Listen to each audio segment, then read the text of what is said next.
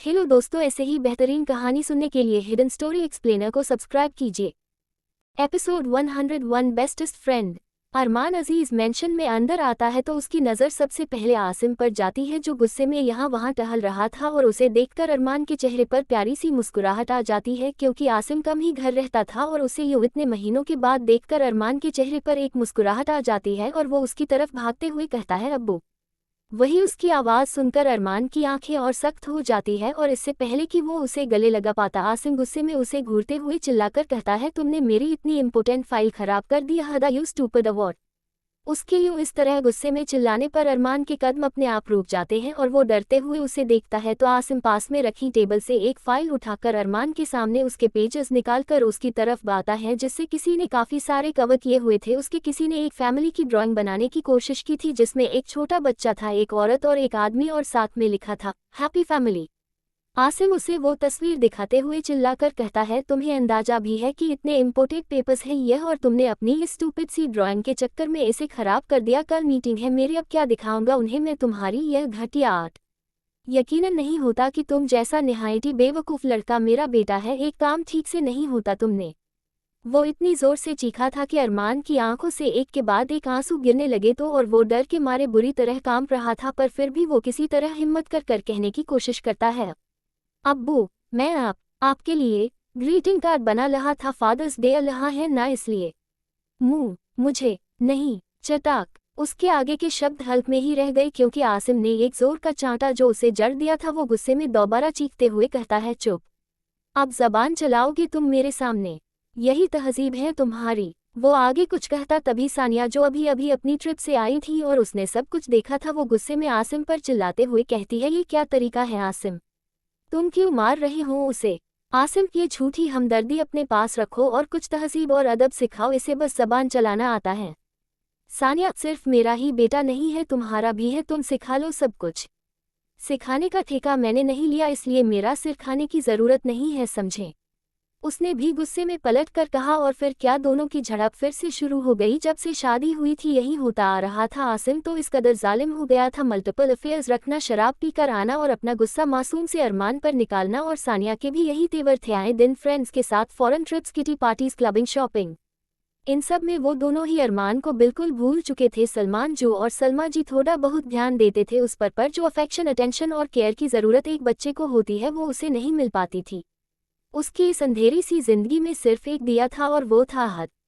सानिया और आसिम के यूं चीखने चिल्लाने पर वो चुपचाप सिर झुकाकर अपने कमरे की तरफ चला जाता है, और कमरे में पहुंचकर अपना बैग वहीं रखकर अपने बेड के नीचे जाकर छिप जाता है और जोर जोर से रोने लगता है। जो बचपन जहाँ खुशियाँ होती है, यादें होती है, नादानियाँ होती है, शैतानियाँ होती है, वहाँ उसके लिए सब कुछ सिर्फ एक अजाब था, एक दर्दनाक हिस्सा और खौफ का आलम। वो यूं ही रोते हुए कहता है, अरमान को कोई प्यार नहीं करता, अम्मी अब्बू बुले हैं, सब बुले हैं। क्या अरमान इतना बुला बच्चा है जो सब उसे परेशान करते हैं? स्कूल में भी सब मुझे बुली करते हैं, कोई मुझको क्यों नहीं देखता? सिर्फ अरमान के पास अहद हैं, बस वो मेरा ख्याल रखता है, मुझे प्यार करता है, बाकी सब बुरे हैं। वो यही कहते कहते और जोर जोर से सिसक रहा था। ठीक तभी फ़ोन की घंटी बजती है और वो आहिस्ता से बेड के नीचे से निकलकर बाहर आता है तो उसकी नज़र अपने बेड पर रखे फ़ैन पर जाती है। ये फ़ोन सानिया ने कुछ महीने पहले उसे दिलाया था ताकि वो इसमें गेम खेलता रहे और उसे परेशान ना करे। वो खुद में इस कदर को गई थी कि उसे इतना भी नहीं पता कि इतने छोटे बच्चे के लिए फ़ोन कितना खतरनाक होता है, पर अगर इतनी जिम्मेदारी समझी होती तो मसला कहाँ था। वही फ़ोन की रिंग सुनकर अरमान अपने आंसू पोंछकर जल्दी से फ़ोन के पास जाता है। उसे पता था ये किसका कॉल है, और फ़ोन उठाकर जल्दी से उसे पिक कर कान के पास लगाता है तो दूसरी तरफ से अहद की आवाज़ आती है, तुम पहुँच गए ना घर? उसकी आवाज़ सुनकर ही अरमान की आंखें फिर आंसुओं से भर जाती है और वो ज़ोर ज़ोर से रोने लगता है। वही उसकी रोने की आवाज़ सुनकर अहद फिक्र के साथ पूछता है, क्या हुआ अरमान, तुम ठीक हो ना? किसी ने तो कुछ किया क्या तुम्हारे साथ? बोलो मुझे, मैं उसकी इतनी पिट्टी करूँगा कि नानी याद आ जाएगी। अरमान रोते हुए अब्बू ने फिल्म माला मुझे और बोला कि मैं बेवकूफ़ हूँ और मुझे किसी की रिस्पेक्ट करना भी नहीं आती। क्या मैं सबसे बुरा हूँ? अहद करते करते वो फिर से जोर जोर से रो रहा था और उसके रोने की आवाज़ दूसरी तरफ साफ सुनाई दे रही थी, जिसे सुनकर अहद का गुस्सा बढ़ता जा रहा था। मतलब हिम्मत कैसे हुई किसी की कि वो उसके बेस्ट फ्रेंड को कुछ कहे, पर फिलहाल उसे अरमान को शांत करना था, इसलिए वो कहता है, थोड़े बेवकूफ़ तो हो, पल वो रिस्पेक्ट वाला पार्ट बिल्कुल गलत है। उसकी बात सुनकर अरमान मुंह बनाते हुए कहता है, कितने बुले हो तुम, मेरे बेस्ट फ्रेंड होकर ऐसा बोल रहे हो। आहद मुस्कुराते हुए, अब तुम्हें खुश करने के लिए झूठ थोड़ी बोलूंगा, जो सच है वो है, बेवकूफ़ तो तुम हो, अब देखो अभी तुम्हारी नाक बह रही होंगी। उसकी बात सुनकर अरमान को एहसास होता है कि वाकई ज्यादा रोने की वजह से उसकी नाक बह रही है, तो वो अपनी नाक रुमाल से पोंछते हुए कहता है, नहीं तो मेरी नाक नहीं बह रही। आहद, अच्छा फिर रो तो तुम पक्का रहे होंगे। अरमान जल्दी जल्दी अपने आंसू पोंछते हुए, नहीं मैं रो भी नहीं रहा। आहद, तो फिर कुछ खाया तो तुमने पक्का नहीं होगा। इस बार वो कुछ नहीं कह पाता क्योंकि एक थप्पड़ के अलावा उसने वाकई कुछ नहीं खाया था। उसे यूं खामोश देखकर आहद कहता है, अब खाना खाओ और ज्यादा मत सोचो, यू आर द बेस्ट। इतना कहकर वो फोन काट देता है और उसके फोन काटने के बाद अरमान के चेहरे पर भी मुस्कान थी। यही खुशी तो थी जो अहद में उसे मिलती थी। उसका परिवार था, वो उसका बेस्ट फ्रेंड नहीं, बेस्टेस्ट फ्रेंड। इधर अहद फोन रखकर वही सोफे पर बैठ जाता है और अरमान के बारे में सोचने लगता है। वो वाकई परेशान था उसके लिए। तभी हाशिम वहां आता है और अहद को यूं उदास देखकर उसके बगल में बैठकर उसे अपने सीने से लगाते हुए पूछता है, क्या हुआ मेरी जान को, वो इतना सेफ क्यों है। उसके टंच को महसूस कर अहद कसकर हाशिम को गले लगाते हुए कहता है, डैडी डॉट यू नो, अहद का बेस्ट बडी है ना उसके डैडी मेरे डैडी की तरफ अच्छे नहीं है, ही इज़ अ मॉन्स्टर। वो उसकी पिट्टी लगाते हैं और उसकी मम्मी भी एक बैडी है, वो भी उसको प्यार नहीं करती। अभी भी उसका कॉल आया था and his dad slapped him. कहते कहते उसकी आंखें नमा हो गई थी, वो वाकई सेड लग रहा था। ये देखकर हाशिम प्यार से उसका माथा चूमते हुए कहता है, तो क्या आप चाहते हैं कि हम उसकी हेल्प करें। अहद, मैं कहता हूँ daddy, but he doesn't want it. वो अपने पेरेंट्स को बहुत प्यार करता है पर उसके पेरेंट्स उसको प्यार नहीं करते, खासकर उसके मॉन्स्टर डैडी। हाशिम बेबी, कुछ बैटल्स हमें खुद लड़ना होता है और यह बैटल भी उसका अपना है, पर आप कभी उसे अकेला मत छोड़ना और उसका खूब ख्याल रखना, ओके। बाकी जब हम मस्जिद जाएगा उसके लिए दुआ करेंगे, because Allah can fix anything dot got it. उसकी बात सुनकर अहद खुश होते हुए हाशिम का गाल चूमता है और वहां से लाइबा के कमरे में खेलने के लिए चला जाता। और हाशिम की भी एक मीटिंग थी इसलिए वो स्टडी की तरफ बढ़ जाता है। इधर अहद कमरे में पहुंचकर वही बिछी शाही कालीन पर बैठ जाता है और अपनी टॉय कार्स के साथ खेलने लगता है। वो अक्सर यही खेलता था और खेलते हुए लाइबा से बातें भी करती। अहद अपने खिलौनों से खेल रहा था, उससे खेलते हुए काफी वक्त हो चला था। वो अभी भी लाइबा के कमरे में ही था पर उसका सारा ध्यान खेलने में ही था। तभी उसे ऊपर चल रहे फैन का ख्याल नहीं रहा जो अजीब अजीब सी आवाजें कर रहा था, और आवाज करते करते ही वो पंगा अचानक से हिलने लगा। वही लाइबा अभी भी खामोशी से बेड पर लेटी थी, पर अचानक उसकी कलाई से जो तार वही लगे मॉनिटर में कनेक्ट था वो अजीब अजीब सी आवाजें करने लगा। उसकी सांसें अचानक तेज होने लगी थी और हार्ट ब्रेक तेजी से फ्लक्चुएशन शो करने लगा था। तभी अचानक से उसकी हाथ की कुछ उंगलियों में हलचल हुई और धीरे धीरे उसकी सांसों की आवाज और तेज होने लगी। उसकी बॉडी जो पिछले 3 सालों से शांत थी उसमें मूवमेंट होने लगा था और अगले ही पल अचानक से उसकी आंखें खुली। 3 साल बाद यूं अचानक आंखें खोलने पर जो तेज रोशनी उसकी आंखों में पड़ी थी वो इस कदर तेज थी कि वो दोबारा तुरंत आंखें नहीं खोली पाई और करीब 10-12 मिनट बाद उसने फिर आहिस्ता आहिस्ता अपनी आंखें खोली। उसका माइंड अभी भी सुन था, बस एक आवाज़ थी जो उसे बार बार सुनाई दे रही थी जैसे कोई स्क्रो खुल रहा हो। उसकी आंखें खुल चुकी थी पर माइंड काम नहीं कर रहा था। वो अभी भी बेड पर लेटी चारों तरफ नजरें घुमाते हुए सब कुछ समझने की कोशिश कर रही थी। तभी उस स्क्रो की आवाज़ और तेज हुई और उसका ध्यान ऊपर लगे पंखे पर गया जो कभी भी नीचे गिर सकता था, जिसे देखकर वो घबराए नहीं, बस उसे देखती ही रही। वो अभी भी कुछ समझ नहीं पा रही थी। तभी उसके कानों में एक और आवाज़ पड़ी और यह आवाज़ इतनी प्यारी थी कि जैसे कानों में मिश्री घोली हुई किसी बच्चे की आवाज़ थी। उसने उस आवाज की तरफ नजरें करी तो एक 4-5 साल का बच्चा जमीन पर बैठा खेल रहा था। उसकी पीठ उसकी तरफ थी और उसके सिर के ठीक ऊपर पंखा था जो किसी भी पल गिर सकता था। वो एकटक उस बच्चे को देख रही थी। तभी अचानक वो पंगा गिरने को हुआ, पर इससे पहले वो पूरी तरह गिरता लाइबा बेड से उठी और ना जाने उसमें कहाँ से इतनी जान आ गई। वो तुरंत उठकर अपने लड़खड़ाते हुए कदमों के साथ उस बच्चे के पास गई और उसे गोद में लेकर एक कदम ही आगे बढ़ी कि तभी एक धमाकी आवाज के साथ वो पंखा ठीक उसी जगह गिरा जहाँ वो बच्चा बैठा था। सिर्फ कुछ सेकंड ने आज किसी की जान बचाई थी। कहते हैं ना, अगर अल्लाह चाहे तो तुम पर गिरने वाले अंगारे फूल में तब्दील हो सकते हैं। आज वही हुआ था। इधर हाशिम जो कमरे की ही तरफ आ रहा था, इतनी भयानक आवाज सुनकर वो तेजी से अंदर आता है, पर कमरे में दाखिल होने से पहले ही कदम दरवाजे पर ठहर जाते हैं। लाइबा की गोद में अहद था और वो उससे बुरी तरह किसी बेबी पैंडे की तरफ चिपका हुआ था और उसकी मोहब्बत उसके सामने बिल्कुल ठीक खड़ी थी। पूरे 3 साल बाद वो उसे यूं अपने सामने देख रहा था। 3 साल में कितना वक्त होता है सिर्फ हाशिम करीम जानता था, और अपना इंतजार पूरा होने के बाद उसे यूं देखकर तो जैसे ना तो वो कदम बढ़ा पा रहा था, पीछे ले पा रहा था। उसकी दुनिया जैसे थम गई थी। वही लाइबा जिसका ध्यान अभी भी पंखे पर था, वो किसी की जानी पहचानी खुशबू महसूस कर कर उसकी तरफ अपनी नज़रें उठाकर देखती है। आज एक अरसे बाद दोनों की नज़रें मिली थी, पर वो बिल्कुल शांत थी, जैसे सब कुछ नॉर्मल हो, पर हाशिम वो सांस नहीं ले पा रहा था। तभी लाइबा उसकी तरफ कदम बढ़ाते हुए कहती है, देखिए ना करीम साहब, मुलाजिमों को कुछ समझ नहीं है, पंखे वक्त के साथ चेंज किए जाते हैं। अभी यह बच्चा कितनी मुश्किल से बचा है, हद होती है लापरवाही की। वैसे ये बच्चा किसका है? कोई आया है घर? और आपने ये क्या हुलिया बनाया हुआ है? इतनी बियर्ड क्यों बढ़ा रखी है? आपको पता है ना मुझे नहीं पसंद, और कल तक तो नहीं थी यह, फिर ऐसे अचानक।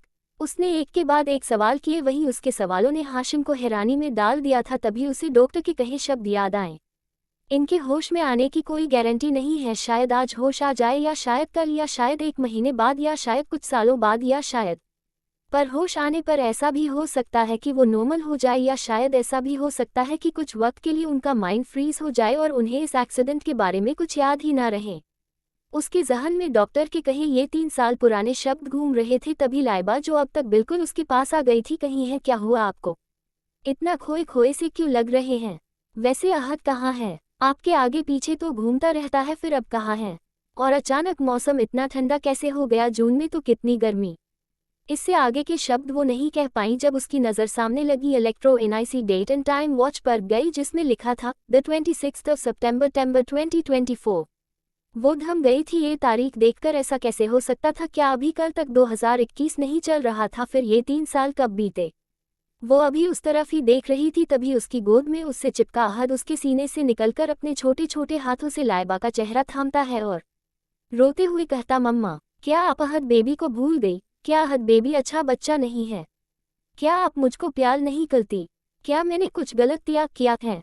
कहते कहते उसकी आंखों से मोटे मोटे आंसू उसके गालों तक जा रहे थे। वही लाइबा की नज़र बस उसके चेहरे पर टिकी थी, जो डूबा हूँ उससे मिलता था। उसका दिमाग सुन हो गया था। वो एक झटके में अहद को गोद से उतारती है और हाशिम की तरफ जाकर उसका हाथ झंझोड़ते हुए पूछती है, क्या हुआ है? मेरा मेरा अहद कहाँ है? और यह बच्चा कौन है? आप कुछ बोल क्यों नहीं रहे? ये घड़ी खराब हो गई है, आपने बदलवाई क्यों नहीं? और कैलेंडर भी चेंज नहीं किया मैं। इससे आगे वो कुछ कहती उससे पहले ही हाशिम आगे बढ़कर उसे असकर अपने सीने से लगा लेता है। यही उसकी जन्नत थी, अपने रब से सिर्फ एक किसी औरत को रोते हुए मांगा था उसने। वो उसे अपने सीने से लगाए हुए ही कहता है, शुश शांत टाइगर, मुझे ठीक से देखने तो दो, तुम्हें महसूस तो करने दो एक बार, फिर तुम्हें खोकर वापस पाया है मैंने। उसकी बात सुनकर लाइबा बेचैनी से उससे दूर होकर चिंते हुए कहती है, क्या कह रहे हैं आप? और अहद कहाँ है? कुछ पूछ रही हूँ मैं। और यह क्या हाल बना रखा है आपने अपना? हो क्या रहा है? अहद उसकी बात सुनकर रोते हुए ही उसके पैरों से चिपक कर कहता है, मम्मा, मैं इधर हूँ। आप मुझको पहचान क्यों नहीं रही?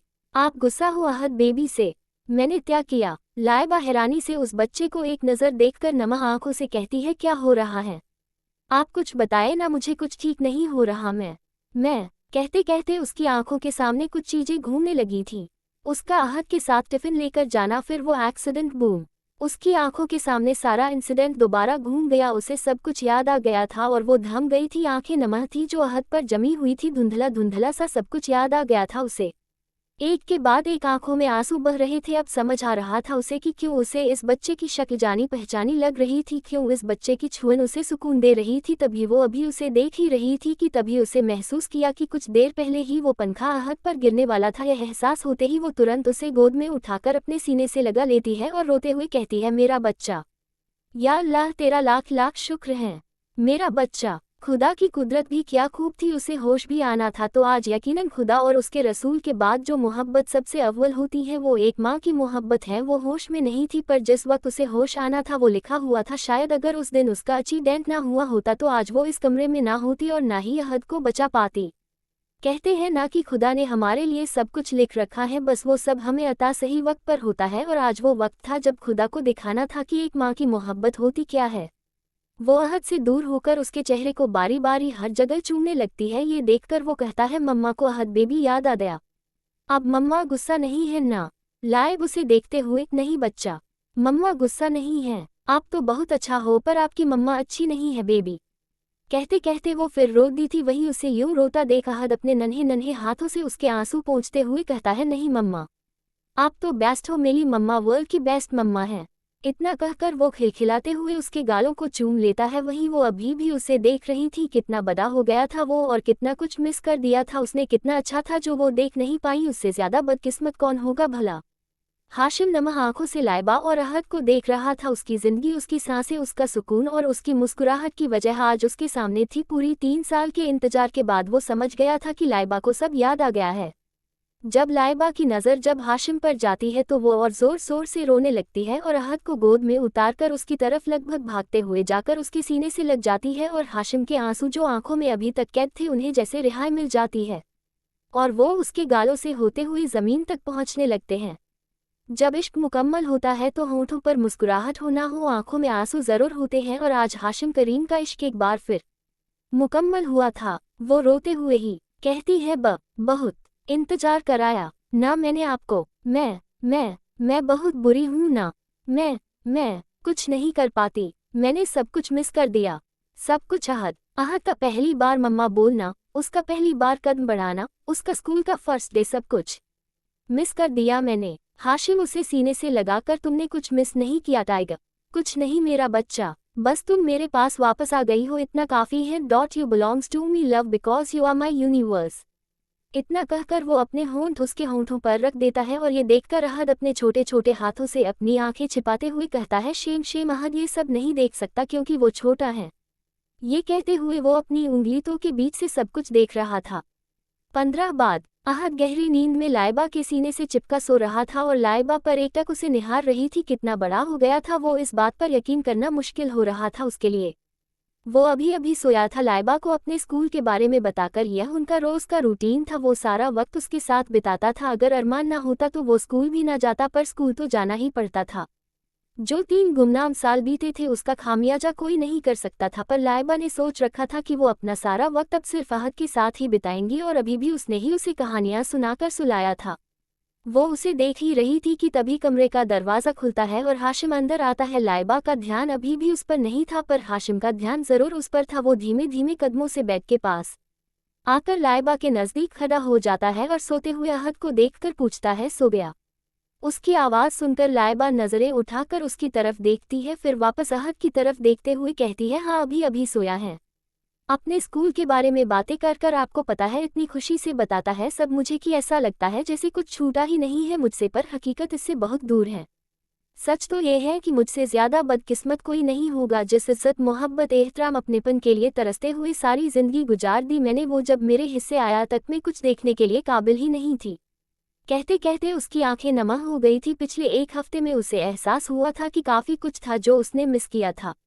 हाशिम जो खामोशी से उसे सुन रहा था उसका हाथ पकड़कर कहता है आओ कुछ दिखाना है तुम्हें। उसकी बात सुनकर वो नासमझी में उसे देखती है, पर हाशिम उसका हाथ मजबूती से पकड़कर उसे उठने का इशारा करता है तो वो बड़े आराम से उठती है, पर अभी भी वो कमज़ोर थी। ये देखकर वो उसे ठीक से उठाकर उसके कंधों के इर्द गिर्द अपना हाथ रखता है और उसे सहारा देकर वहाँ से ले जाने लगता है। वो दोनों उनके कमरे में आते हैं तो लाइबा नासमझी में उसे देखती है। उसे समझ नहीं आ रहा था कि वो उसे यहाँ क्यों लेकर आया से। हाशिम उसकी नासमझी समझ रहा था पर उसने कुछ नहीं कहा। वो उसे आराम से लाकर बेड पर बिठाता है और खुद वहाँ से अलमीरा की तरफ चला जाता है और उसमें से कुछ निकालने लगता है। वही लाइबा बस उसे एकटक देख रही थी। नासमझी में उसे समझ नहीं आ रहा था कि हो क्या रहा है और हाशिम करना क्या चाहता है। तभी हाशिम वापस आता है। उसके हाथ में एक सीडी थी जिसे लाकर वो बेड के सामने दीवार पर लगी बड़ी सी लेड टीवी में लगाता है और खुद उसके बगल में आकर बैठ जाता है। लाइबा कभी उसे देखती तो कभी टीवी को, पर वो कुछ पूछती तभी टीवी पर एक डेट दिखाई देती है, तारांकन द 10th of August 2021। और कुछ ही देर में एक वीडियो शुरू होती है जिसमें अहद हाशिम की गोद में था और कुछ बोलने की कोशिश कर रहा था। माँ माँ माँ मम्मा मम्मा मम्मा। वो बार बार मम्मा मम्मा कहकर इस शब्द को दोहरा रहा था और लाइबा नम आंखों से उसे वीडियो को देख रही थी। तभी कैमरा हाशिम की तरफ होता है और वो कैमरे में देखकर कहता है हेलो टाइगर, पता नहीं तुम यह वीडियो कम देखोगी क्योंकि फिलहाल तो तुम गहरी नींद में हो और हम सबको परेशान करना चाहती हो। आज तुम्हें कोमा में पूरे 4 महीने बीत चुके हैं और इन 4 महीनों में एक भी पल नहीं गया जब मैंने और अहद ने तुम्हें याद नहीं किया। पर आज पता है एक और स्पेशल दिन है क्योंकि आज हमारे अहद ने पहली बार मम्मा कहा। पर तुम तो सुनने के लिए हो ही नहीं। कोई बात नहीं, मैं हूं ना। I promise you wouldn't miss anything dot by love you. वो वीडियो खत्म हो चुकी थी पर लाइबा की आंखों से बह रहे आंसू खत्म नहीं हुए थे। तभी एक दूसरी वीडियो शुरू हुई जिसमें डेट लिखी थी द 1 जुलाई 2022। उस वीडियो में अहद स्कूल यूनिफॉर्म पहना हुआ था और उसके हाथ में कैमरा था और वो कैमरे को देखकर कहता है, मम्मा देखो मैंने स्कूल ड्रेस पहना है। और पता है आज मेरा फर्स्ट डे है स्कूल में, पर आप तो अभी भी सो रही हो। कहते कहते वो मायूस हो गया था, तभी हाशिम उसके हाथ से कैमरा ले लेता है और कैमरे में मुस्कुराते हुए कहता है, ही टाइगर देखा हमारा बेटा कितना बड़ा हो गया है, आज से स्कूल शुरू है और पता है टीचर ने कहा कि बहुत समझदार है अहद।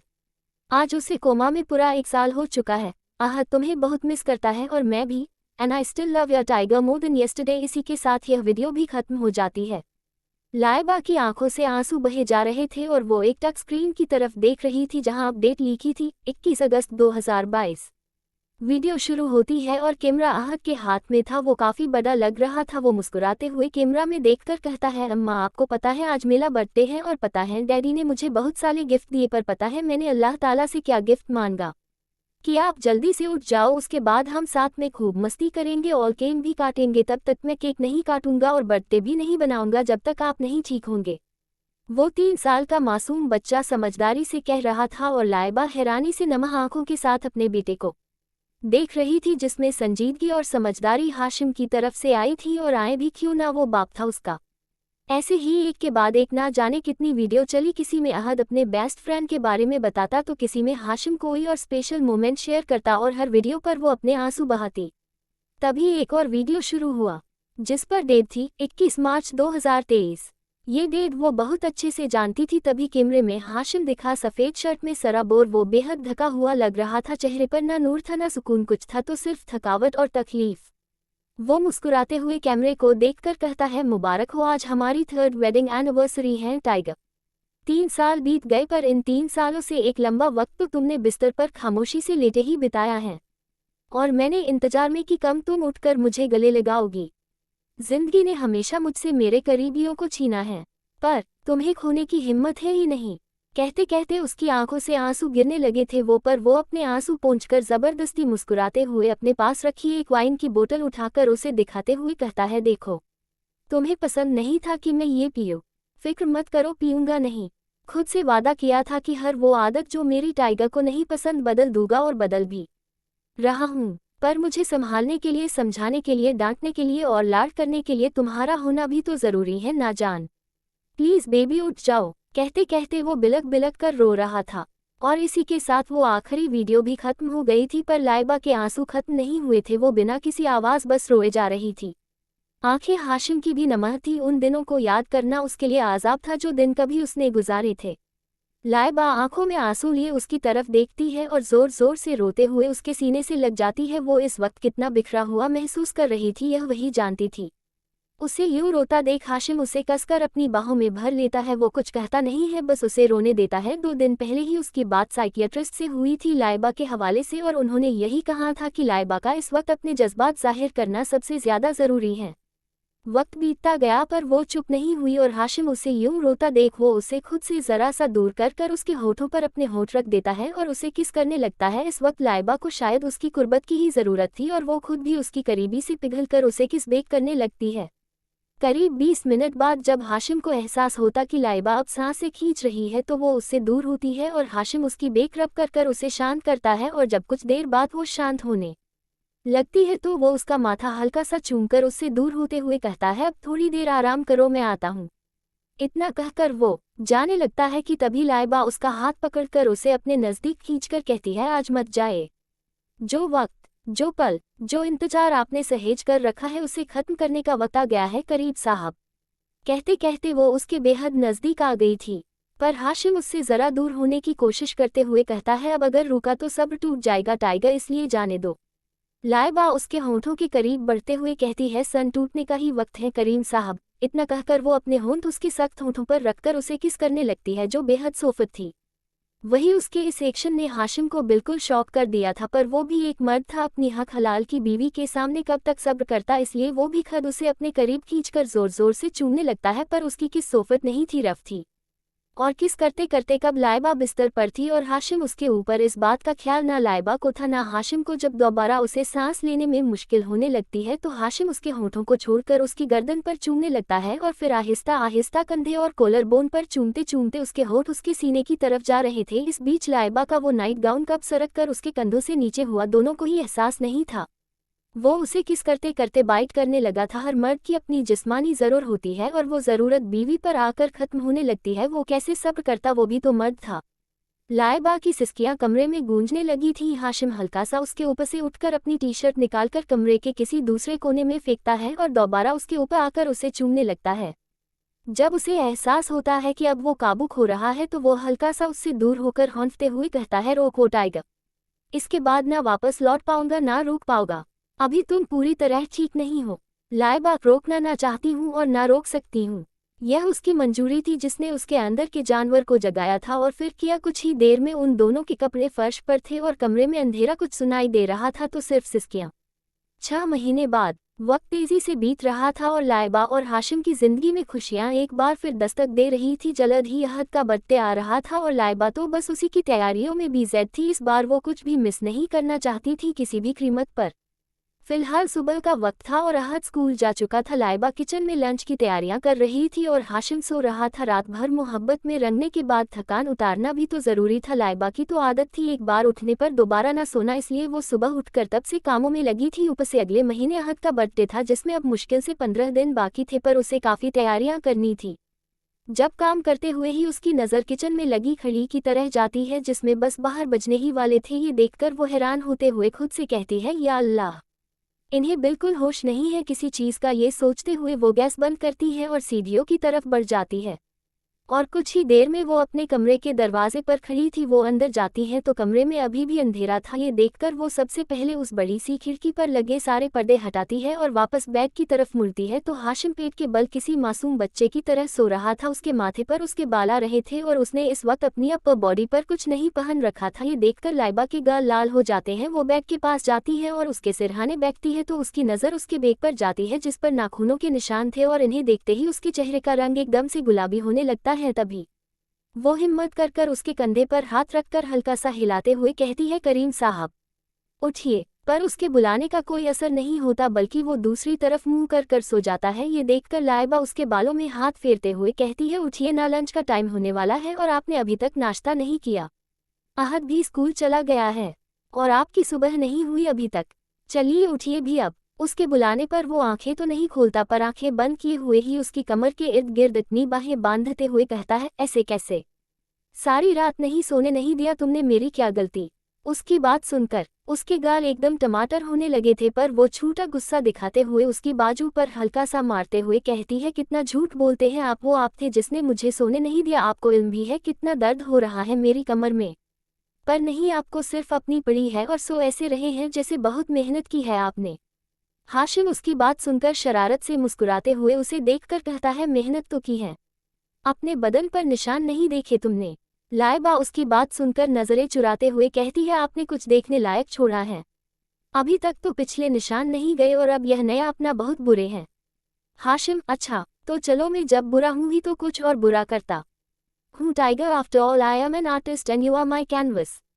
ये कहते हुए वो उसके होठों की तरफ बढ़ता है। तभी उसका फ़ोन बजता है और हाशिम गुस्से में अपने फ़ोन की तरफ देखता है। आखिरकार उसका मूड जो ख़राब किया था इस फ़ोन ने, पर इससे पहले कि वो अपने फ़ोन को चकनाचूर करता उस पर अहद के स्कूल के प्रिंसिपल का नंबर देखकर वो तुरंत बेड पर बैठते हुए फ़ोन कान पर लगाता है और दूसरी तरफ से प्रिंसिपल उसे कुछ कहते हैं जिससे उसके चेहरे के भाव एवं दम गंभीर और परेशान हो जाते हैं। कुछ देर बाद जब फ़ोन कटता है तो लाइबा, जो इतनी देर से उसके एक्सप्रेशंस को नोट कर रही थी, परेशान होते हुए पूछती है, क्या हुआ? ऑफिस में कोई मसला है क्या? आप इतने परेशान लग रहे हैं। सब ठीक है ना? हाशिम बेड से उठकर साइड में पड़ी अपनी शर्ट उठाकर पहनते हुए, अहद के स्कूल से कॉल था। कुछ बच्चों के साथ उसकी और उसके दोस्तों की लड़ाई हो गई है, दोनों को चोट आ है, हॉस्पिटल लेकर गए हैं दोनों को। अहद को तो ज़्यादा चोट नहीं आई पर उसके दोस्त को काफ़ी चोट आई है। उसके भी अम्मी अब्बू को बुलाया है, हमें भी हॉस्पिटल जाना है। उसकी बात सुनकर लाइबा हैरानी से अपनी जगह से खड़ी होकर कहती है, क्या मेरा बच्चा? वो ठीक है ना? आप क्या कह रहे हैं? हाशिम उसे कंधों से पकड़कर शांत करते हुए, रिलैक्स प्रिंसिपल ने साफ कहा है कि उसे सिर्फ कुछ खरोंचे आए हैं, पर फिर भी कुछ टेस्ट करने जरूरी है, इसलिए हमें वहां जाना है। चलो। उसकी बात सुनकर लाइबा जल्दी से हाँ में सिर हिलाती है। इस वक्त वो कितना घबरा रही थी और उसका दिल किस तरह कांप रहा था वो ही जानती थी। हाशिम उसे अपने साथ लेकर वहां से चला जाता है। इधर सिटी हॉस्पिटल, आसिम और सानिया वार्ड के बाहर खड़े थे और अहद और अरमान अंदर थे। डॉक्टर दोनों को ही चेक कर रहे थे। स्कूल के प्रिंसिपल भी वहीं मौजूद थे, कुछ और डॉक्टर के साथ, जिनके साथ अभी अभी आसिम की बहस हुई थी। दरअसल उसकी एक मीटिंग थी, पर प्रिंसिपल की कॉल पर उसे यहाँ आना पड़ा और सानिया खुद भी किसी किटी पार्टी के लिए जा रही थी, पर उसे यहाँ आना पड़ा। हालांकि दोनों बच्चे ठीक थे, बस अरमान का थोड़ा खून बह गया था। दरअसल हुआ यूं था कि कुछ बच्चे अरमान को परेशान कर रहे थे और फिर क्या, अजहर की उनसे लड़ाई हो गई। पर वो बच्चे उम्र में बड़े थे और लड़ाई एक हद से ज्यादा ही बढ़ गई। जब डॉक्टर को पता चला तो वो बेहद डर गया। आखिरकार हाशिम करीम की औलाद को चोट लगी थी और फिर आसिम का भी कुछ नाम तो था ही। आसिम और सानिया अभी वही खड़े थे कि तभी सानिया के पास एक ज़रूरी कॉल आता है और वो वहां से साइड में चली जाती है। तभी डॉक्टर वहां आकर कहता है, सर आपके बेटे को खून जाना होगा और हमें खून की ज़रूरत है। आसिम, मेरा यूनिवर्सल डोनर ग्रुप है और मैं फादर भी हूँ, मेरा मैच कर जाएगा। डॉक्टर, कुड आप नर्स के साथ चले जाए, वो मैच करवा लेगी। उसकी बात सुनकर आसिम वही खड़ी एक नर्स के साथ चला जाता है। शायद अब वक्त था सबके सामने सारे सच खुलने का। हॉस्पिटल, आसिम वार्ड के बाहर ही इंतजार कर रहा था। वो अभी अभी ही खून देकर वापस आया था और सानिया अभी तक फोन पर बात कर रही थी। ठीक तभी दादी सलमान जी और सलमा जी भी वहां आते हैं और दादी परेशान होते हुए कहती है, बेटा कैसा है अरमान? आसिम, डॉक्टर चेक कर रहे हैं, अभी होश नहीं आया, ज्यादा घबराने की बात नहीं है, खतरे से बाहर है, वहां बस थोड़ा खून चढ़ाना पड़ेगा। उसकी बात सुनकर सब जरा शांत होते हैं, पर अभी भी सब परेशान ही थे। तभी सानिया, जो इतनी देर से फोन पर बात कर रही थी, वापस आकर पूछती है, डॉक्टर ने कुछ कहा? आसिम चिढ़ते हुए, अपना ये दिखावा बंद करो, जैसे तुम्हें बहुत फिक्र है। अगर फिक्र होती तो यहाँ खड़ी रहती, ना कि फोन पर बात कर रही होती। और हाँ, वैसे भी, वो अभी आगे कुछ कहता तभी एक नर्स घबराते हुए बाहर आती है और आसिम को देखकर कहती है, सर डॉक्टर आपको अंदर बुला रहे हैं, इमरजेंसी है। उसकी बात सुनकर वो हाँ में सिर हिलाकर अंदर जाता है और भी कोई उसके पीछे जाता। तब ही नर्स कहती है, नहीं, सिर्फ उन्हें ही बुलाया है, ज़्यादा लोगों की वजह से पेशेंट को दिक्कत होगी, आप लोगों रुकिए। इतना कहकर वो वहां से चली जाती है।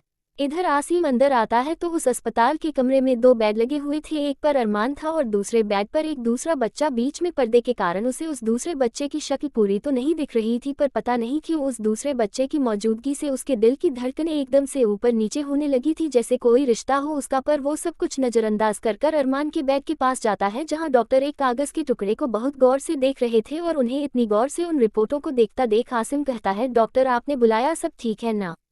डॉक्टर उसकी तरफ पलटकर, जी, मुझे लगता है आपको समझने में कुछ परेशानी हो गई है। दरअसल अहद पूरी तरह से ठीक है, बस अरमान को थोड़ी ज़्यादा चोट आई है, आप चाहे तो अपने बच्चों को लेकर जा सकते हैं। उनकी बात सुनकर आसिम नासमझी में उन्हें देखते हुए कहता है, आप क्या कह रहे हैं डॉक्टर? मैं किसी अहद को नहीं जानता, मैं अरमान का फादर हूँ, गलतफहमी मुझे नहीं आपको हुई है। उसकी बात सुनकर डॉक्टर ज़रा हैरान होते हुए कहते हैं, यह मुमकिन नहीं है। आसिम, मतलब? डॉक्टर उसकी तरफ एक रिपोर्ट बढ़ाते हुए कहते हैं, देखिए हमने आपका ब्लड टेस्ट किया है, साफ पता चल रहा है कि आपका ब्लड अरमान के ब्लड से मैच नहीं होता, आपका डीएनए अलग है, अरमान आपका बेटा नहीं है पर अहद आपका ही बेटा है। दरअसल हमने गलती से दोनों का डीएनए मैच कर दिया था आपके साथ और साफ पता चलता है कि अहद आपका बेटा है, बायोलॉजिकल फादर है आप उसके, और आप कह रहे हैं कि आप अहद को जानते नहीं है बल्कि अरमान आपका बेटा है, ये तो मुमकिन ही नहीं है। उनकी बात सुनकर आसिम के पैरों से तो जैसे जमीन सरक गई थी, उसे समझ नहीं आ रहा था कि अभी अभी उसके साथ आखिर हुआ क्या।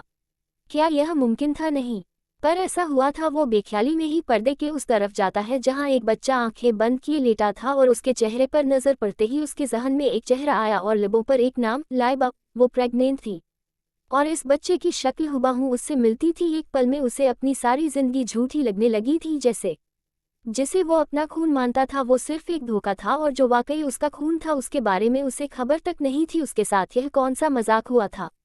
क्या यह मुगफतले अमल कर्मा था जो आज उसके सामने था, या फिर उसके गुनाहों का अजर? वो एकटक उस बच्चे को देख रहा था, तभी एक प्यारी सी आवाज़ वहां गूंजी, अहद। वो यह आवाज़ जानता था, आज पूरे 5 साल बाद वो इस आवाज़ को सुन रहा था। ये लाइबा थी। वो भागते हुए अहद के बेड की तरफ आती है और उसके पीछे ही हाशिम भी, और उन्हें देखकर आसिम वही पर्दे की ओट में छिप जाता है। इस वक्त वो किसी के सामने नहीं जाना चाहता था। वही लाइबा की आवाज़ सुनकर अहद तुरंत उठ जाता है और लाइबा को देखकर मुस्कुराते हुए कहता है, मम्मा आ गई। मम्मा आ गई। लाइबा उसके पास आकर अच्छे से चेक करने लगती है। मेंशन से हॉस्पिटल का रास्ता उसे आज कितना लंबा लगा था यह वही जानती थी। हाशिम तो फिर भी शांत था, पर उसका कलेजा जैसे फटा जा रहा था अहद का सोचकर, और उसे अपने सामने ही ठीक देखकर उसकी आंखों से एक के बाद एक आंसू बहने लगते हैं और वह उसे कसकर अपने सीने से लगाकर अपनी बाहों में भरते हुए कहती है, मेरा बच्चा, ठीक हो ना आप? मम्मा कितना परेशान हो गई थी पता है आपको? आपको ऐसा नहीं करना चाहिए था ना बच्चा। उसकी बात सुनकर अहद उसके सीने से लगे हुए ही अपनी प्याली सी आवाज़ में कहता है, सॉरी मम्मा। पर अहद बेबी की गलती नहीं है, वो बैड बच्चे मेरे दोस्त को मार रहे थे और डैडी कहते हैं अगर कोई परेशान करे तो उसका मुंह तोड़ देना चाहिए। उसकी बात सुनकर लाइबा चिढ़ते हुए हाशिम को घूरकर कहती है, बेटा रुको, तुम घर जाकर सबसे पहले तुम्हारे डैडी का ही मुंह तोड़ना है, मैंने जो तुम्हें ये सब सिखाते हैं। उसकी बात सुनकर हाशिम बस मुस्कुरा देता है और अहद को अपनी गोद में लेते हुए प्यार से उसका माथा चूमकर कहता है, माय ब्रेव बॉय।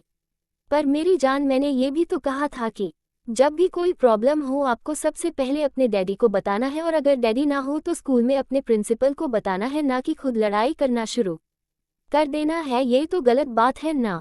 अब देखो आपकी मम्मा मुझे डांट रही है आपकी वजह से, अच्छा लग रहा है आपको? उसकी बात सुनकर वो नामे सिर हिलाता है तो हाशिम आगे कहता है, तो प्रॉमिस करो कि आज के बाद आप कभी भी खुद लड़ाई नहीं करोगे, एटलीस्ट जब तक ये जरूरी ना हो तो।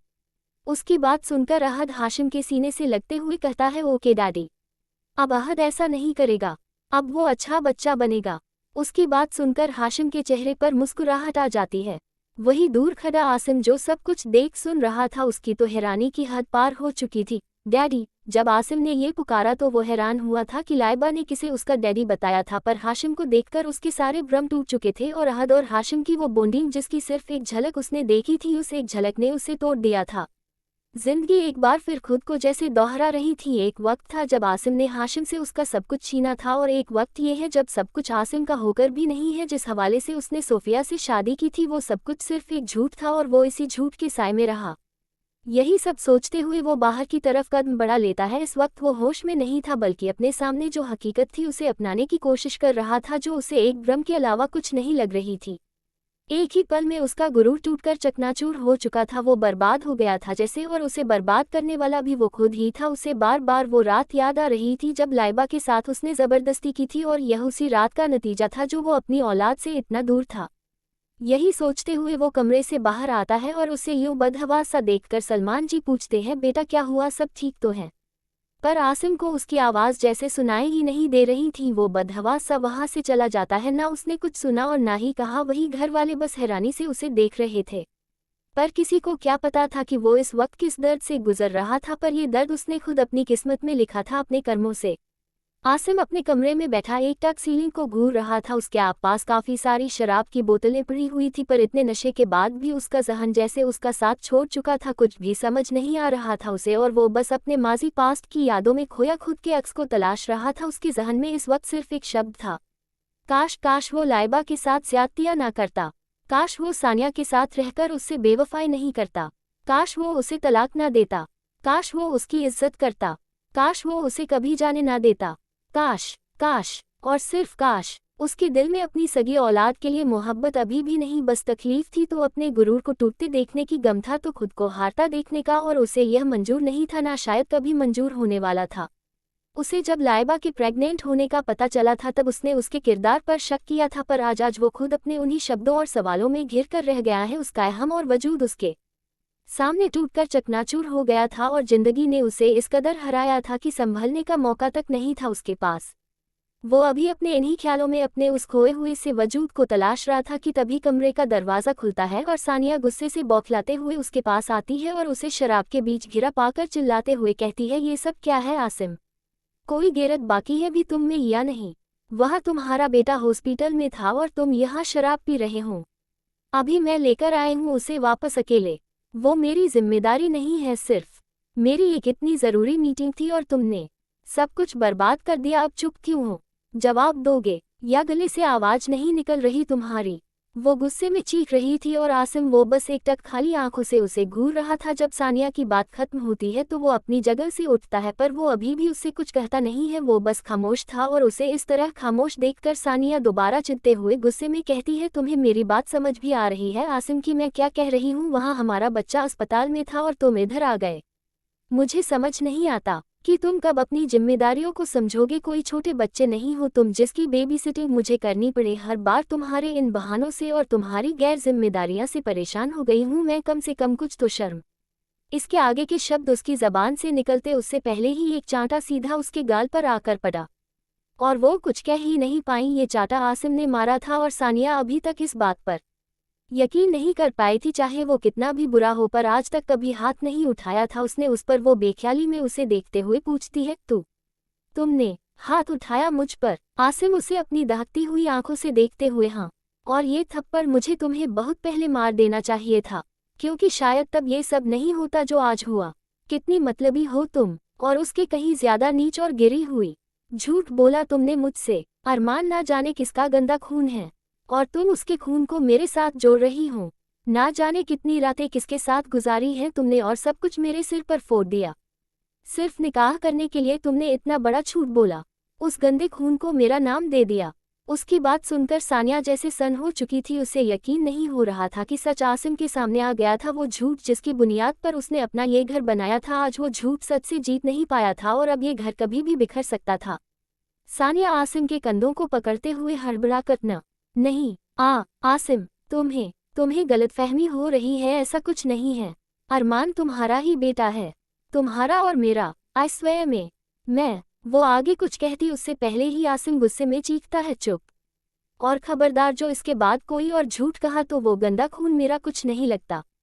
मैं अरमान का बाप नहीं हूँ और ना ही वो मेरा बेटा है, और वो मेरा बेटा हो भी नहीं सकता। वो इस बार इतनी जोर से चीखा था कि सानिया तक बुरी तरह कांप गई थी, पर वो दोनों इस बात से अनजान थे कि दरवाजे के पास खड़ा छोटा सा अरमान, जो कब से सब कुछ सुनने और समझने की कोशिश कर रहा था, उसकी तो जैसे पैरों तले जमीन की खिसक गई थी। यह बड़ी बड़ी बातें उसकी समझ से बाहर थी, पर एक बात जरूर उसके सीने पर लगी थी, और वो आसिम का ये कहना कि वो उसका बाप नहीं था। उसकी आंखों से एक के बाद एक आंसू बह रहे थे।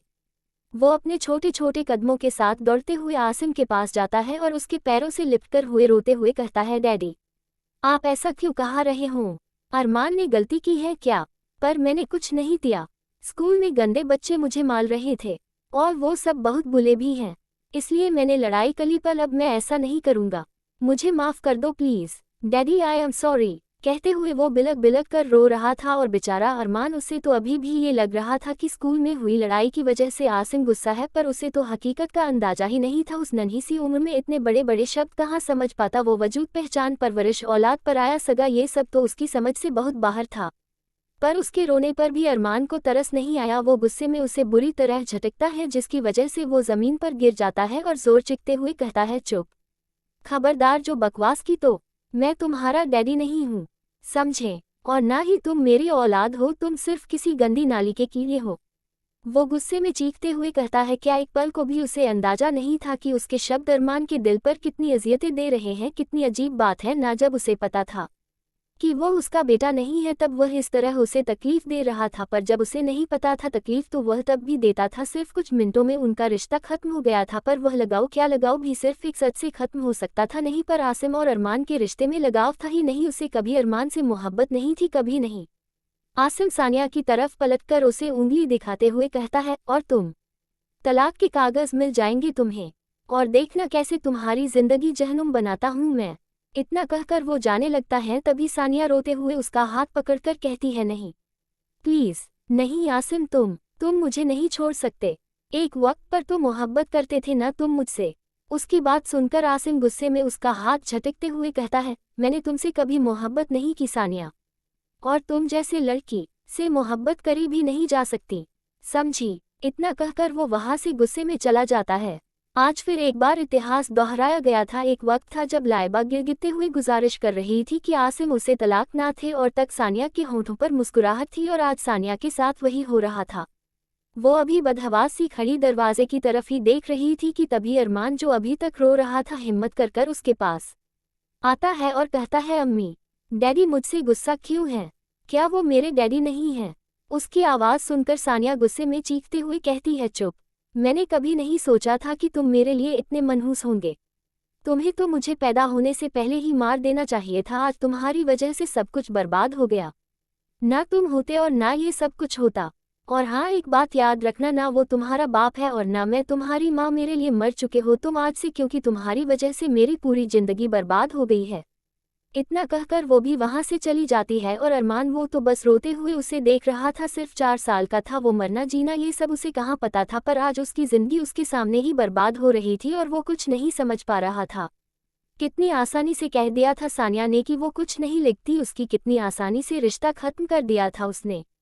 यकीनन हर माँ नहीं होती। इधर आसिम गुस्से में मेंशन के बाहर आता है और अपनी कमर के पास काम गुस्से में बोनट पर एक मुक्का मारते हुए कहता है, नहीं, एक बार मैं तुमसे हार चुका हूँ हाशिम। लाइबा मेरी नहीं थी, पर अपने बेटे को मैं हासिल कर रहूंगा और अपने बेटे के जरिए लाइबा को भी। यही सोचते हुए वो अपना फ़ोन निकालता है और किसी को कॉल कर कहता है, मेरी अभी के अभी मीटिंग फिक्स करो मुंबई के बेस्ट फैमिली लॉयर से। इतना कहकर वो फ़ोन काट देता है और कार में बैठकर निकल जाता है। करीम मेंशन। 1 हफ्ता बीत चुका था और उस हॉस्पिटल वाले एक्सीडेंट से लाइबा काफ़ी घबरा भी गई थी, पर हाशिम ने उसे बकायदा विश्वास दिलाया था कि वो उस पर भरोसा रखे, क्योंकि वो ना तो लाइबा को कुछ होने देगा और ना ही अहद को, और उसके भरोसे पर वो ज़रा इत्मीनान में थी। अब आज संडे था तो फिर क्या अहद ने पूरे घर को सिर पर उठाया हुआ था और हाशिम उसे शांत करने की कोशिश में था, क्योंकि आज उसकी जिद पर वो भी कहीं नहीं गया था। हाशिम अहद को गोद में लिए जूस का ग्लास उसके होंठों के पास लगाते हुए, बस बेबी अब बहुत हो गया, चलो फिनिश करो इसे, अभी तक कुछ नहीं खाया है आपने। अहद झटपटाते हुए, नहीं डैडी, अहद को यह नहीं पसंद, अहद को कोल्ड ड्रिंक पीना है। आप लाओ ना मेरे लिए प्लीज़। यह ऑरेंज जूस बैड है और कोल्ड ड्रिंक गुड है, तो बस मुझे कोल्ड ड्रिंक चाहिए। उसकी बात सुनकर हाशिम वो ग्लास वही डाइनिंग पर रखकर कहता है, नहीं, no cold drink for kids, only orange juice, चलो शाबाश पियो। अहद जल्दी जल्दी ना में सिर हिलाते हुए, no daddy, Ahad is a big boy now, इसलिए cold drink yes and orange juice no. उसकी जिद देखकर हाशिम भी हारने लगा था। वो पहले ऐसा नहीं था, पर जब से लाइबा ठीक हुई थी वो हर चीज़ में जिद करने लगा था और लाइबा उसकी जिद को पूरी भी करती, फिर चाहे जायज हो ना हो। और हाशिम को ये बिल्कुल नहीं पसंद था, क्योंकि वो जानता था कि अहद को बचपन से ही कुछ चीज़ें सिखाने की ज़रूरत है और जो चीज़ें उसके लिए नहीं है उनसे उसे दूर रखने की भी ज़रूरत है। पर लाइबा तो लाइब थी। हाशिम, अच्छा ठीक है, अगर तुम अभी अच्छे से नाश्ता करोगे तो मैं आपको शाम को घुमाने लेकर जाएंगा and then you can have a cold drink and burger is well, क्या ख्याल है? उसकी बात सुनकर अहद एक्साइटेड होते हुए कहता है, सच्ची? हाशिम उसकी नाक खींचते हुए, मुच्ची। उसकी बात सुनकर अहद मुस्कुरा देता है और तुरंत एक ही झटके में सारा जूस पी जाता है। वहीं दूर खड़ी लाइबा मुस्कुराते हुए सब कुछ देख रही थी, उसकी आंखें जरा नमक भी थी खुशी के मारे। वो खुद से कहती है, कितना प्यार करते हैं आप अहद से, जबकि उसकी रगों में आपका खून तक नहीं है। आज भी अहद के लिए मुझसे बढ़कर आप हैं। फिर अपने हाथ में पकड़ी उस प्रेगनेंसी किट की तरफ देखती है जिस पर एक रेड लाइन शो हो रही थी, जिसका मतलब साफ था कि टेस्ट पॉजिटिव है और वो प्रेग्नेंट थी। दरअसल कुछ दिनों से उसकी तबीयत कुछ ठीक नहीं थी, तभी उसे शक सा हुआ और उसने कल रात जब टेस्ट किया तो वो पॉजिटिव था और तब से उसकी आंखों से आंसू रुकने का नाम ही नहीं ले रहे थे। कितनी अजीब बात है ना, डॉक्टर ने कहा था कि वो माँ नहीं बन सकती, पर कुछ चीज़ें साइंस के हिसाब में नहीं होती, ये तो ऊपर वाले की कुदरत है। जब एक इंसान गैर की औलाद को पलकों पर बिठाकर पाल सकता है तो उसके हिसाब में अल्लाह उसकी खुद की औलाद कैसा ना लिखता। वो हाशिम और अहद को देखते हुए सोचती है, आपको बताना तो चाहती हूँ पर अभी नहीं, कुछ तो स्पेशल होना चाहिए। कहते वक्त उसके चेहरे पर एक मुस्कुराहट थी, पर उसे कहाँ पता था ये स्पेशल जो वो सोच रही कुछ ज़्यादा ही ड्रामेटिक होने वाला था। कुछ सोचकर वो उस प्रेगनेंसी किट को लेकर कमरे में चली जाती है उसे छिपाने के लिए। इधर हाशिम अहद को उसके कमरे में होमवर्क करना का कहकर खुद अपने कमरे में जाने लगता है। तभी उसका फ़ोन बजता है और वो फ़ोन उठाता है तो दूसरी तरफ से हामिद कहता है, हर कुछ पता चला है? हाशिम अपनी गहरी आवाज़ में, क्या? हामिद सर, उस ट्रक वाले के बारे में पता चला है जिसने इस मेडल की कार को ठोका था, आप कहें तो उठा ले उसे। हाशिम, बिल्कुल। इतना कहकर वो फ़ोन काट देता है। दरअसल उस दिन से ही वो उस इंसान का पता करने की कोशिश कर रहा था जिसने लाइबा का एक्सीडेंट करवाया था, क्योंकि उसे पता था ये सब कुछ सिर्फ एक क्लिनिक थी और अब कहीं जाकर कोई सुराग उसे मिला था। वो यही सब सोचते हुए कमरे में आता है तो उसकी नज़र लाइबा पर जाती है जो मुस्कुराते हुए बैग पर बैठी फर्श को घूर रही थी। उसके चेहरे पर एक मुस्कुराहट थी और ना जाने वो क्या सोच रही थी जो उसका ध्यान एक जगह लगी था। वही उसे यूं शर्माते मुस्कुराते देख हाशिम को बड़ा अजीब लगता है। वो उसके पास जाकर उसके बगल में बैठते हुए कहता है, क्या हुआ टाइगर? अब भूत दिखने लगे हैं तुम्हें, जो ध्यान कहीं और है तुम्हारा, और फिर भी यूं मुस्कुराए जा रही हो। और प्लीज़ यह मत कहना कि मेरे ख्याल और ख्वाब तुम्हें खुली आंखों के साथ भी सताते हैं। उसकी आवाज़ पर वो एकदम से चौंकते हुए उसकी तरफ देखती है और ज़रा हड़बड़ाते हुए कहती है ना। नहीं, तो वो बस मैं कुछ सोच रही थी। दरअसल एक जोक याद आ गया था बस। उसकी बात सुनकर हाशिम अपनी आंखें छोटी कर कर उसे घूरते हुए कहता है, अच्छा मुझे भी सुनाओ ज़रा, ये कौन सा जोक के जिसे सुनकर हंसी कम और शर्म ज़्यादा आती है। खाल देखो अपने गाल टमाटर हो रही हूँ, ज़रा संभाल कर वरना अभी अहद तुम्हें देखकर गाना शुरू कर देगा। आहा टमाटर बड़े मज़ेदार, आहा टमाटर बड़े मज़ेदार। उसकी बात सुनकर लाइबा उसे घूरते हुए हल्का सा उसकी बाजू पर मारती है तो हाशिम कहता है, ज़्यादा नहीं चलने लगे तुम्हारे हाथ, फिर शर्म करो ज़रा। अहद ने देख लिया तो उसके लिए तुम क्यूट मम्मी से मॉन्स्टर मम्मी बन जाओगी।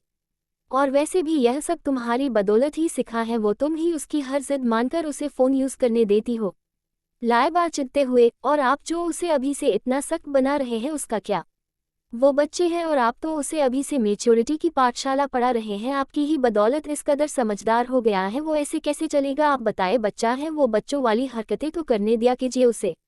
हाशिम उसकी बात सुनकर मुस्कुराते हुए एक गहरी सांस लेकर कहता है, क्योंकि मैं नहीं चाहता कि शोहरत उसके सिर चढ़कर बोले वो मेरा बेटा है। मैं जानता हूँ कि बचपन की रोक टोक अगर ना मिले तो जिंदगी में कितना पछताना पड़ सकता है। जब मैं तुम्हें देखता हूँ तो समझ आता है परवरिश होती क्या है, और इसी परवरिश के लिए एक अरसा तरसा हूँ मैं, और इसीलिए मैं चाहता हूँ वो तुम्हारी तरह बने, समझदार, सुलझा हुआ, शांत दिल का, साफ, ना कि मेरी तरफ जिसने अपनी जवानी का एक अरसा शराब, नशे और ना जाने कितनी हराम चीज़ों में बर्बाद किए। कहते हैं कि अगर एक नेक दिल औलाद अपने पीछे छोड़ जाओ तो उसी के नाम पर अल्लाह जन्नत दे देता है। मैं बस चाहता हूँ मेरा अहद मेरी औलाद हो, इसलिए बस उसे अभी से सही गलत सिखाना चाहता हूँ ताकि वो तुम्हारी तरह बने, ना कि मेरी तरफ।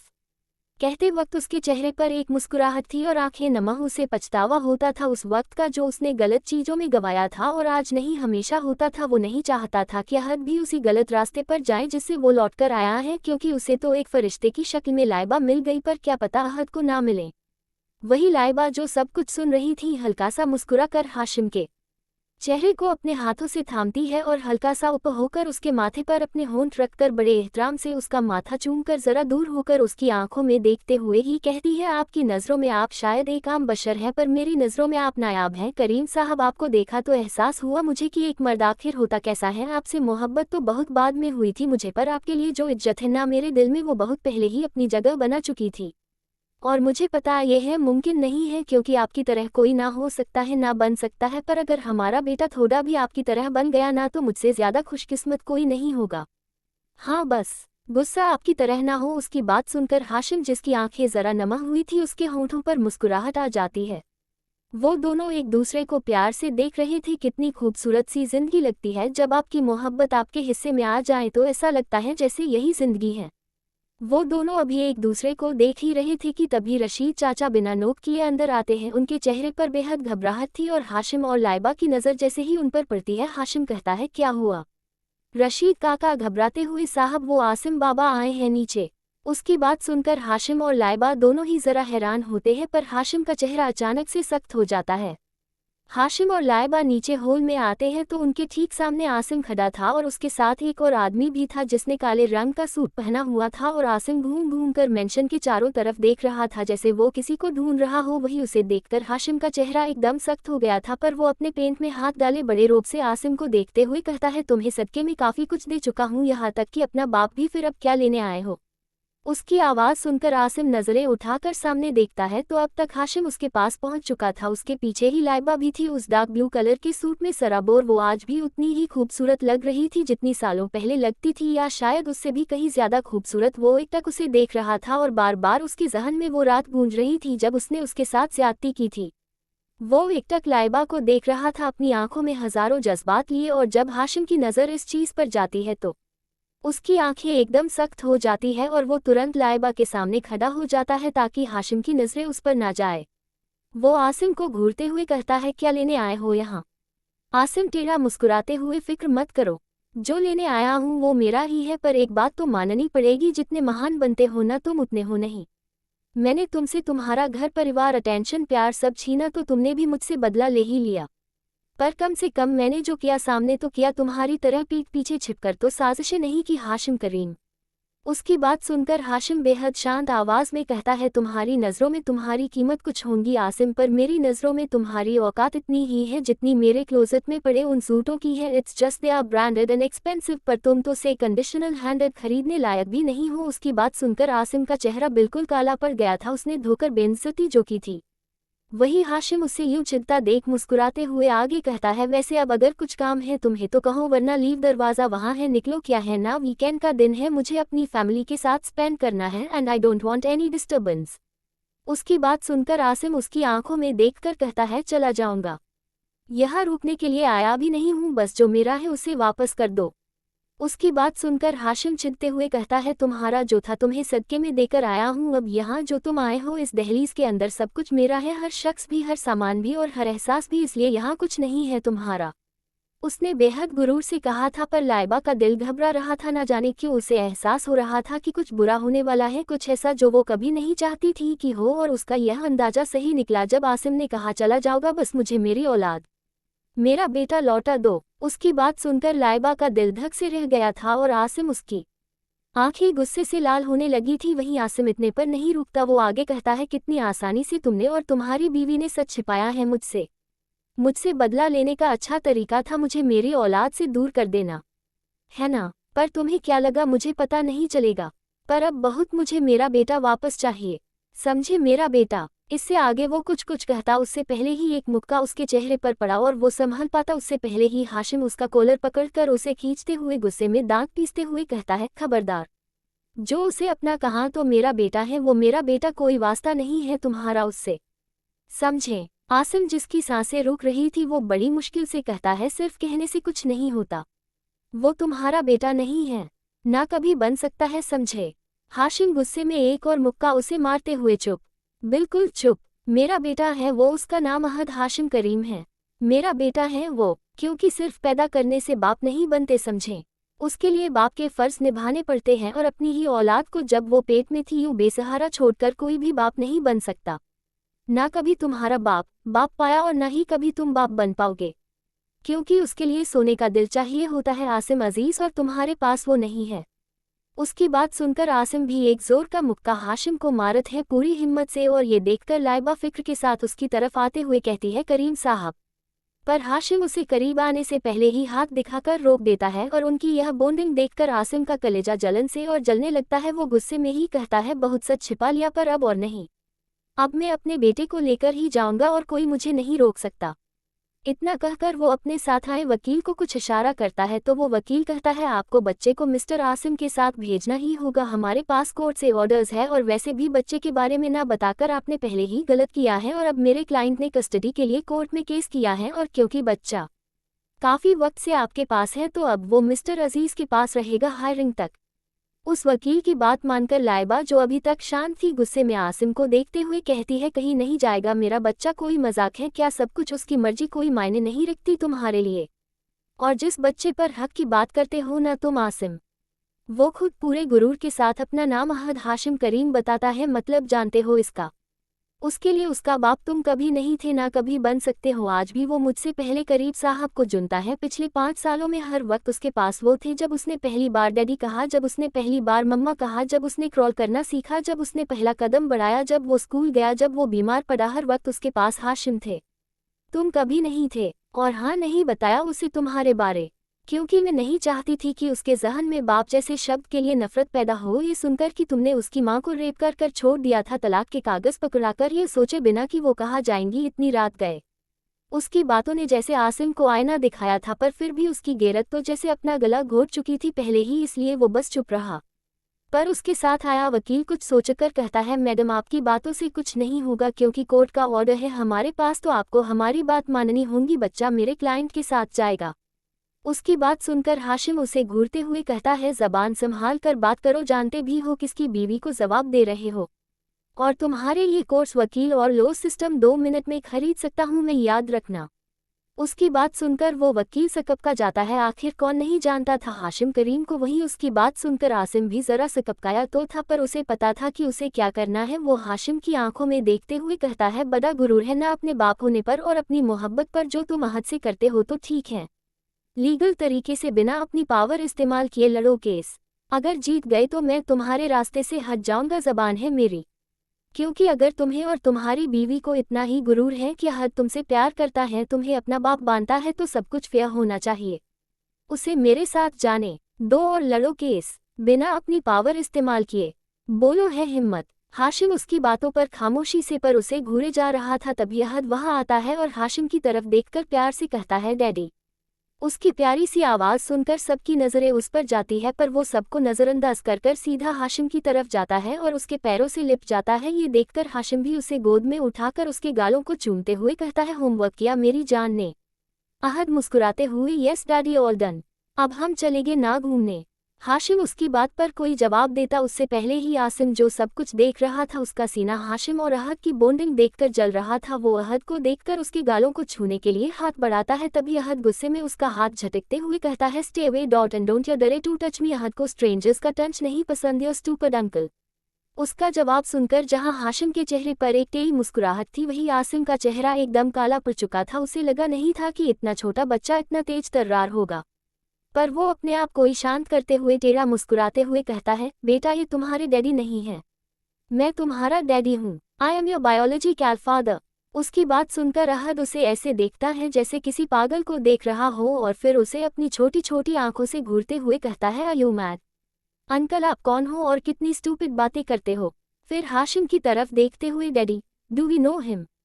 हाशिम मुस्कुराते हुए, yes baby he is your caretaker for a day. आपको आज इनके साथ जाना है।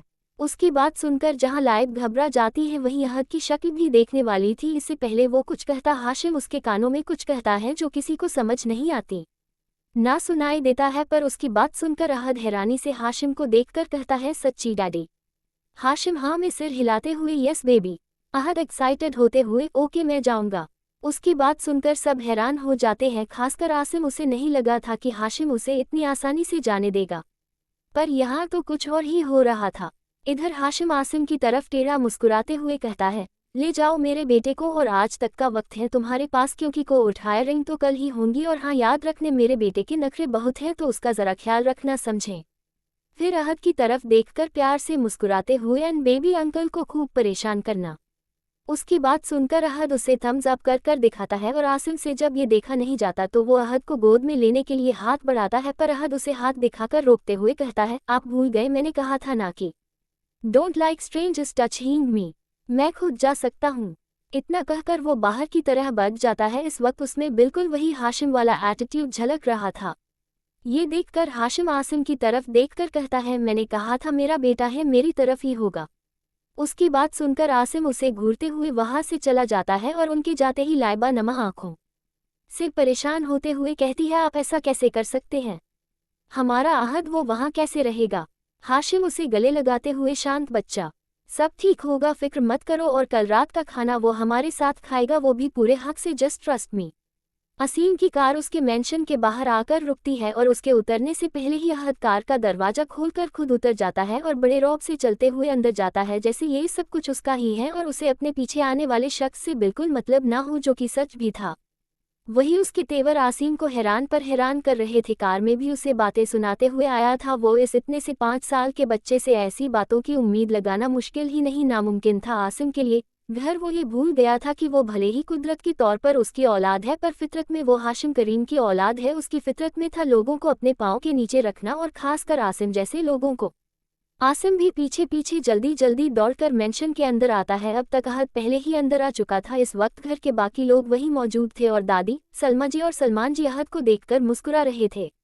असीम ने उन्हें सब कुछ बता दिया था और सब कुछ जानकर सानिया पर गुस्सा तो उन्हें भी बहुत आया था, पर सलमान जी ने आसिम को सानिया को तलाक देने के लिए मना किया था जब तक कस्टडी पूरी तरह से उन्हें नहीं मिल जाती, क्योंकि आसिम का शादीशुदा होना उन्हें कस्टडी दिलाने में मदद कर सकता था। इसलिए फिलहाल सानिया भी वहीं मौजूद थी, पर अरमान यहाँ नहीं था। वो अपने कमरे में बैठा कहीं बेड के नीचे रो रहा था, और रोए भी क्यों ना, उस दिन के बाद से आज तक 1 हफ्ते में किसी ने उसके बारे में नहीं पूछा था। ना वो स्कूल गया था, ना उसकी अहद से बात हुई थी। वो बस अपने कमरे में बंद था। एक मुलाजिम उसे खाना दे देता तो वो चुपचाप खा लेता और बस उसी कमरे में बंद रहता। बार बार उसके जहन में सिर्फ आसिम की बातें घूम रही थी। वही अहद को आता देख सलमान जी मुस्कुराते हुए उसके पास जाते हैं और बड़े प्यार से कहते हैं, अरे मेरा प्यारा पोता, चलो शुक्र है तुम घर तो वापस आए। हम सब तुमसे मिलने के लिए इतने खुश थे, पता है तुम्हें? वही अहद उन्हें एक नज़र देखकर अपनी नज़रें फेंककर हवेली में यहाँ वहाँ देखते हुए कहता है, stop being friendly with me, I don't know you and one more thing, I hate strangers so don't talk to me. इतना कहकर वो यहाँ वहाँ देखता है, पर जब उसे उसकी पसंद का इंसान नहीं दिखता तो वो वापस आसिम की तरफ देखकर कहता है, मुझे भूख लगी है, मुझे कुछ खाना है, इसलिए मेरे लिए कुछ खाने के लिए भिजवा दीजिए, और हाँ, आप में से कोई प्लीज़ मुझे डिस्टर्ब मत करना, आप सब बहुत इरिटेटिंग हो and I don't like people like you. इतना कहकर वो वहाँ से सीढ़ियों की तरफ चला जाता है। वही उसके इस बर्ताव पर सबकी सब हैरान थे, किसी को यकीन नहीं हो रहा था कि इतना छोटा सा बच्चा इस कदर तेज तर्रार हो सकता है। उसके बात करने का लहजा, बॉडी लैंग्वेज सब कुछ हूबहू हाशिम की कॉपी थी। अगर वो यहाँ होता तो इस वक्त इसी टोन में बात करता, वो बिल्कुल उसकी कार्बन कॉपी था। और ये देखकर सबकी सब हैरान थे, पर वो सबको हैरान परेशान छोड़कर वहां से सीढ़ियों की तरफ चला जाता है और बड़े आराम से धीरे धीरे कर सारी सीढ़ियां चढ़कर ऊपर फर्स्ट फ्लोर की तरफ अपने कदम बढ़ा देता है। वही उसे ज्यादा देख दादी जी आसिम से कहती है, ये तो बिल्कुल उसकी तरह है, देखकर लग ही नहीं रहा कि उसका बेटा नहीं है। उनकी बात सुनकर आसिम गुस्से में कहता है, हाशिम ने मुझसे छुपाकर उसे अपने पास रखा था और जानबूझकर अपनी तरह बनाया है उसे। पर आप लोग फिक्र मत कीजिए, बच्चा ही है, कल कोर्ट हायरिंग है और इस केस को जीतने के बाद मैं उसे धीरे धीरे अपनी तरह बना लूंगा। तब तक उसका खूब ख्याल रखिए, उसे ऐसा नहीं लगना चाहिए कि हम लोग पराए हैं। बाकी जितना हो सके उसे प्यार दीजिए ताकि उसे लगने लगे कि हम सभी उसकी फैमिली हैं। इतना कहकर वो वहां से स्टडी रूम की तरफ चला जाता है, क्योंकि कल के केस की उसे बहुत सी तैयारी करनी थी। उसका वकील पहले ही स्टडी में उसका इंतजार भी कर रहा था। इधर अहद फर्स्ट फ्लोर पर जाकर एक एक करके सारे कमरे खोल कर देखने लगता है। वो किसी को ढूंढ रहा था और सारे कमरे देखने के बाद जब वो आखिरी कमरे पर पहुंचता है तो उसे उस कमरे के बाहर से ही किसी के रोने की आवाज़ आ रही थी, और इस आवाज़ को पहचानते हुए वो खुद से कहता है, ये हमेशा रोने लगता है, बस मुझे ही इसे संभालना पड़ता है, पता नहीं ये कब बड़ा होगा। इतना कहकर वो नागवारी में सिर हिलता है जैसे वो खुद बहुत बड़ा हो, और चुपचाप कमरे का दरवाज़ा खोलकर अंदर चला जाता है तो कमरा पूरी तरह खाली था। कुछ सोचकर उन आवाज़ों का पीछा करते हुए वो बेड के नीचे जाता है तो उसे किसी बच्चे के पैर दिखाई देते हैं। ये दरअसल अरमान था और हाशिम ने उसे उसी का हवाला देकर यहाँ भेजा था। दरअसल पिछले एक हफ्ते से उसकी अरमान से कोई बात नहीं हुई थी, जिसको लेकर वो बहुत परेशान था। ऊपर से अरमान स्कूल भी नहीं आ रहा था, और उसकी परेशानी समझते हुए हाशिम ने कुछ सोचकर अरमान की डिटेल्स निकलवाए, और तब जाकर उसे पता चला था कि अरमान आसिम का बच्चा है, या यूँ कहो कि सानिया का बच्चा, क्योंकि वो आसिम का बच्चा नहीं है। ये बात तो हाशिम को पहले से पता थी। पता लगाने पर उसे ये भी पता चला कि आसिम किस कदर अरमान को टॉर्चर करता है, और दोनों ही मियाँ बीवी को उसकी बिल्कुल भी फिक्र नहीं है। ये सुनकर उसे बुरा तो लगा था, क्योंकि कहीं ना कहीं उसे अरमान ने भी अपनी ही झलक दिख रही थी, पर वह इन सब के बारे में कुछ कर पाता उससे पहले ही आज सुबह आसिम मेंशन पहुंच गया, और उस वक्त उसकी शर्त मानने के लिए इससे बेहतर कोई तरीका नहीं था कि वो अज्ञात को अरमान का हवाला देकर कन्वेंस करे। इसलिए उसने अहद से कहा था कि वो एक दिन जाकर अरमान के साथ बिताएं और उसके घर वालों को खूब परेशान करें, और फिर क्या अरमान का नाम सुनते ही अहद तुरंत मान गया।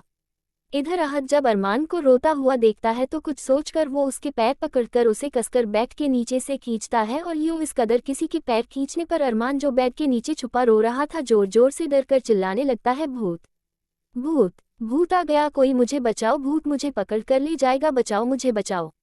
उसके इतने जोर जोर से चिल्लाने पर अहद इरिटेट होते हुए कहता है, चुप, कितने पागल हो तुम, इतनी जोर से कौन चिल्लाता है, और यहाँ कोई भूत नहीं है, मैं हूँ।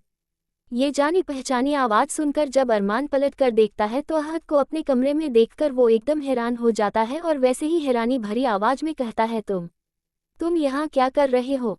अहद, तुमसे मिलने आया हूँ। दरअसल मेरे डैडी ने तुम्हारे डैडी को एक दिन के लिए मेरा केयरटेकर बना दिया, तो बस मैं आ गया तुमसे मिलने। पर तुम बताओ कि तुम स्कूल क्यों नहीं आ रहे थे? उसकी बात सुनकर अरमान मायूस होते हुए कहता है, अच्छा तो तुम हो मेरे फेक डैडी के रियल सन। उन्होंने मुझे बताया था कि वो अपने असली बेटे को लेकर आएंगे, तो तुम ही हो उनके असली बेटे, तभी वो मुझे बिल्कुल प्यार नहीं करते। और तुम्हें पता है मैं अनाथ हूँ, और अनाथ बच्चे स्कूल नहीं जाते। उसकी बात सुनकर अहद उसे घूरते हुए कहता है, ये तुम क्या कह रहे हो? और हाँ, तुम्हारे डैडी हो या ना हो, पर मेरे डैडी नहीं है। वो स्टूपिड अंकल तो बहुत बेकार है। तुमने मेरे डैडी को देखा है, वो कितने कूल है। मुझे तो बस मेरे डैडी पसंद है, बाकी सबके डैडी तो मुझे बिल्कुल पसंद नहीं है, खासकर तुम्हारे डैडी तो वर्स्ट हैं। उसकी बात सुनकर अहद रोते हुए बेड पर बैठकर कहता है, पर वो मेरे डैडी नहीं है, वो तुम्हारी डैडी है। वो क्या होता है? बायो?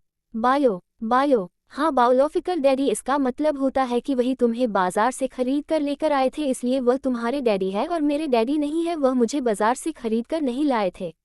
उसकी बात सुनकर बहुत अहद गुस्से में वही रखा पिलो उठाकर उसके सिर पर मारते हुए कहता है, ये स्टूपिड चीजें तुमने किससे सीखी है?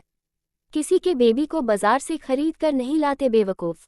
डैडी के पास बच्चे को ग्रो करने के सीड होते हैं और वो उन सीड्स को मम्मी के पेट में डाल देते हैं, उसके बाद बेबी ग्रो हो जाता है, ना कि बाजार से खरीद कर लाते हैं। और वो बायो नहीं होता, बायोलॉजिकल होता है। और मुझे भी पता है कि तुम्हारे डैडी मेरे बायोलॉजिकल डैडी है। आज मैंने चुपके से मेरे डैडी और तुम्हारे फेक डैडी की सारी बातें सुन ली थी, पर मुझे कोई फर्क नहीं पड़ता क्योंकि मेरे डैडी तो वही है जो हमेशा मेरा ख्याल रखते हैं, मेरे लिए नई नई चीजें लाते हैं, मुझे और मम्मी को प्रोटेक्ट करते हैं और मुझे और मम्मी को लव करते हैं, इसलिए वही मेरे डैडी है। और सीड ग्रो करने से कुछ नहीं होता, जब बच्चे दुनिया में आ जाता है तब उस बच्चे का ख्याल रखना पड़ता है, और जो उस बच्चे का ख्याल रखता है वही रियल डैडी होता है। तुम भूल गए स्कूल में टीचर क्या सिखाती थी कि फादर की जॉब होती है बच्चे का टेक केयर करना, और मेरा टेक केयर मेरे डैडी ने किया है, इसलिए वो मेरे डैड है।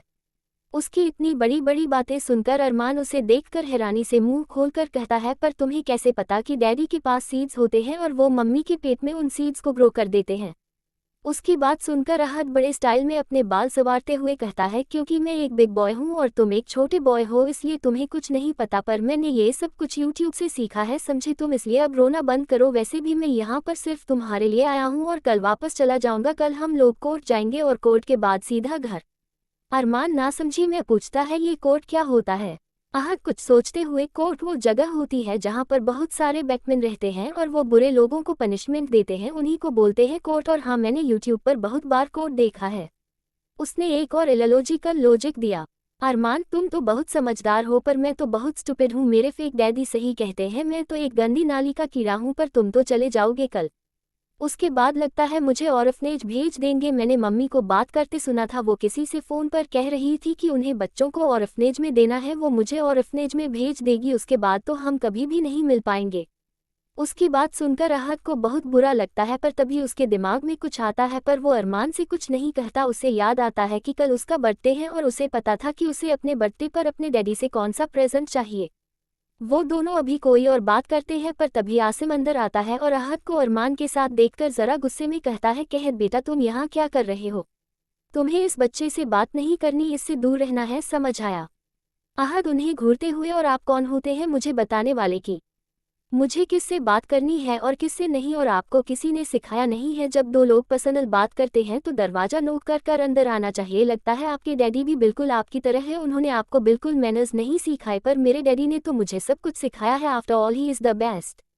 उसके मुंह से हाशिम की तारीफ सुनकर आसिम का चेहरा देखने लायक था, पर अहद को देखकर एक पल को तो उसे भी यही लग रहा था जैसे उसकी औलाद है ही नहीं, वाकई हाशिम की औलाद थी। वही तेवर, वही नजरें, वही बात करने का तरीका, वही एरोगेंस, वही गुस्सा, वही एटीट्यूड, सब कुछ। उसका दिल चीख चीख कर कह रहा था कि यह उसकी औलाद हो ही नहीं सकती। अगर किसी की औलाद हो सकती है तो वह सिर्फ एक शख्स, और उस शख्स का नाम है हाशिम करीम, जिसका मुकाबला वो कभी नहीं कर सकता। उसे जीतने की तो बात ही दूर की थी।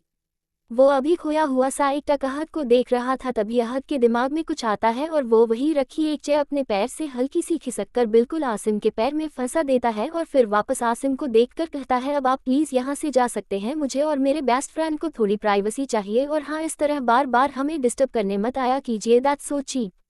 उसकी बात सुनकर आसिम को इंसल्टेड भी बहुत फील हुआ और गुस्सा भी आया, पर कहीं ना कहीं उसके दिल में तकलीफ उठी। उसकी औलाद आज उससे इस तरह बात कर रही थी, और करती भी क्यों ना, उसकी औलाद उसे अपना बाप मानता कब था? आज जिंदगी में पहली बार उसे सबसे ज्यादा तकलीफ हो रही थी, पर वो कुछ नहीं कर सकता था। खून का रिश्ता होता है, और हर कोई किसी और के खून को अपनाकर अपने रंग में रंग पे, यह मुमकिन नहीं। वो चाह कर भी अहद को कुछ नहीं कह सकता था, इसलिए वो उसे वही छोड़कर जाने के लिए मुड़ता है, पर इस बीच उसे उस कुर्सी का पता ही नहीं था, और वो कुर्सी से टकराकर सीधा जमीन पर गिरता है, और वो इतनी जोर से गिरा था कि उसके माथे तक से खून बहने लगा था। ये देखकर अहद खील खिलाते हुए कहता है, मेरे बेस्ट फ्रेंड को ऐसे ही गिराया था ना आपने? मजा आया, अब जल्दी से उठिए और जाइए यहाँ से।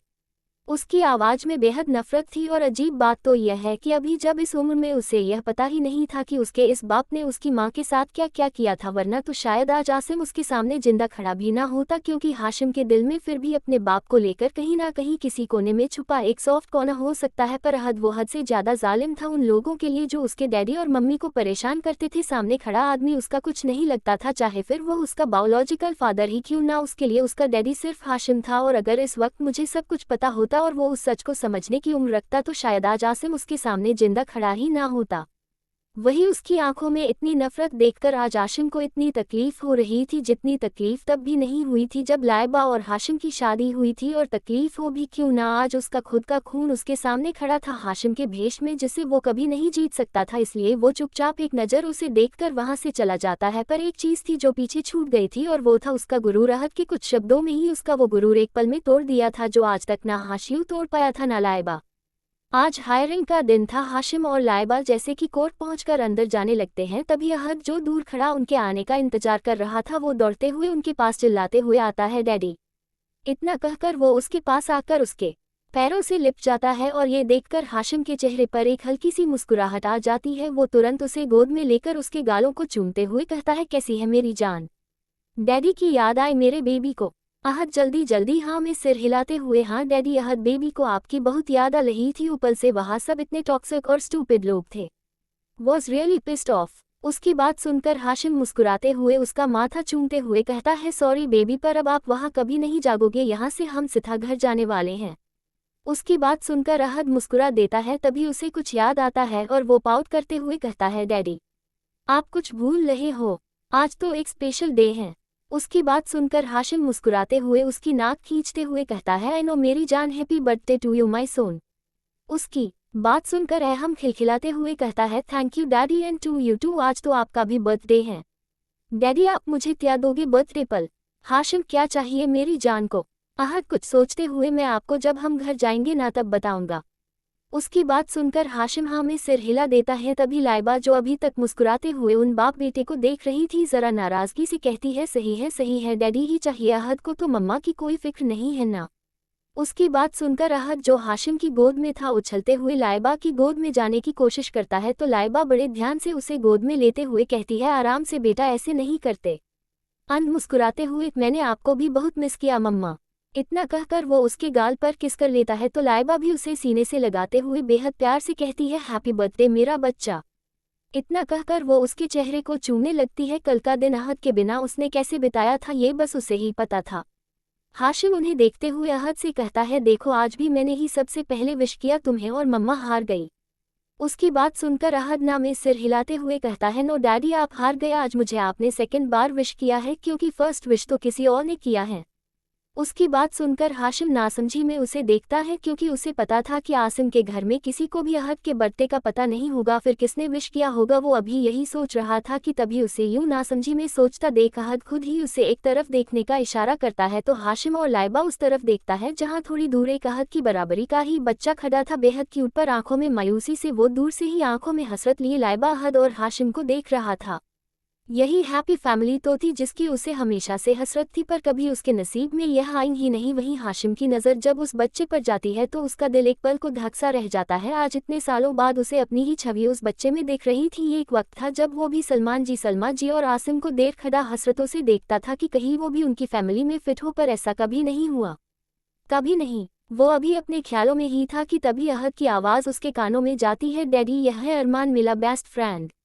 उसकी आवाज़ सुनकर हाशिम उसकी तरफ देखकर बस हाँ में सिर हिला देता है और एक बार फिर अरमान की तरफ देखता है। वही लाइबा भी मुस्कुराते हुए अरमान को हाथ हिलाकर हाय कहती, जिस पर वो बस मुस्कुराते हुए हाँ में सिर हिला देता है। को कुछ और कहता तभी आसिम गुस्से में वहां आता है। दरअसल हुआ ये था कि आसिम, सानिया, दादी सलमान जी और सलमा जी अंदर ही मौजूद थे अहद के साथ और हाई रैंक शुरू होने वाली थी, पर जब अहद ने हाशिम को आता देखा तो वो उसकी तरफ भागा और अरमान जिसे वो जिद कर साथ लाया था वो भी उसकी तरफ भागा।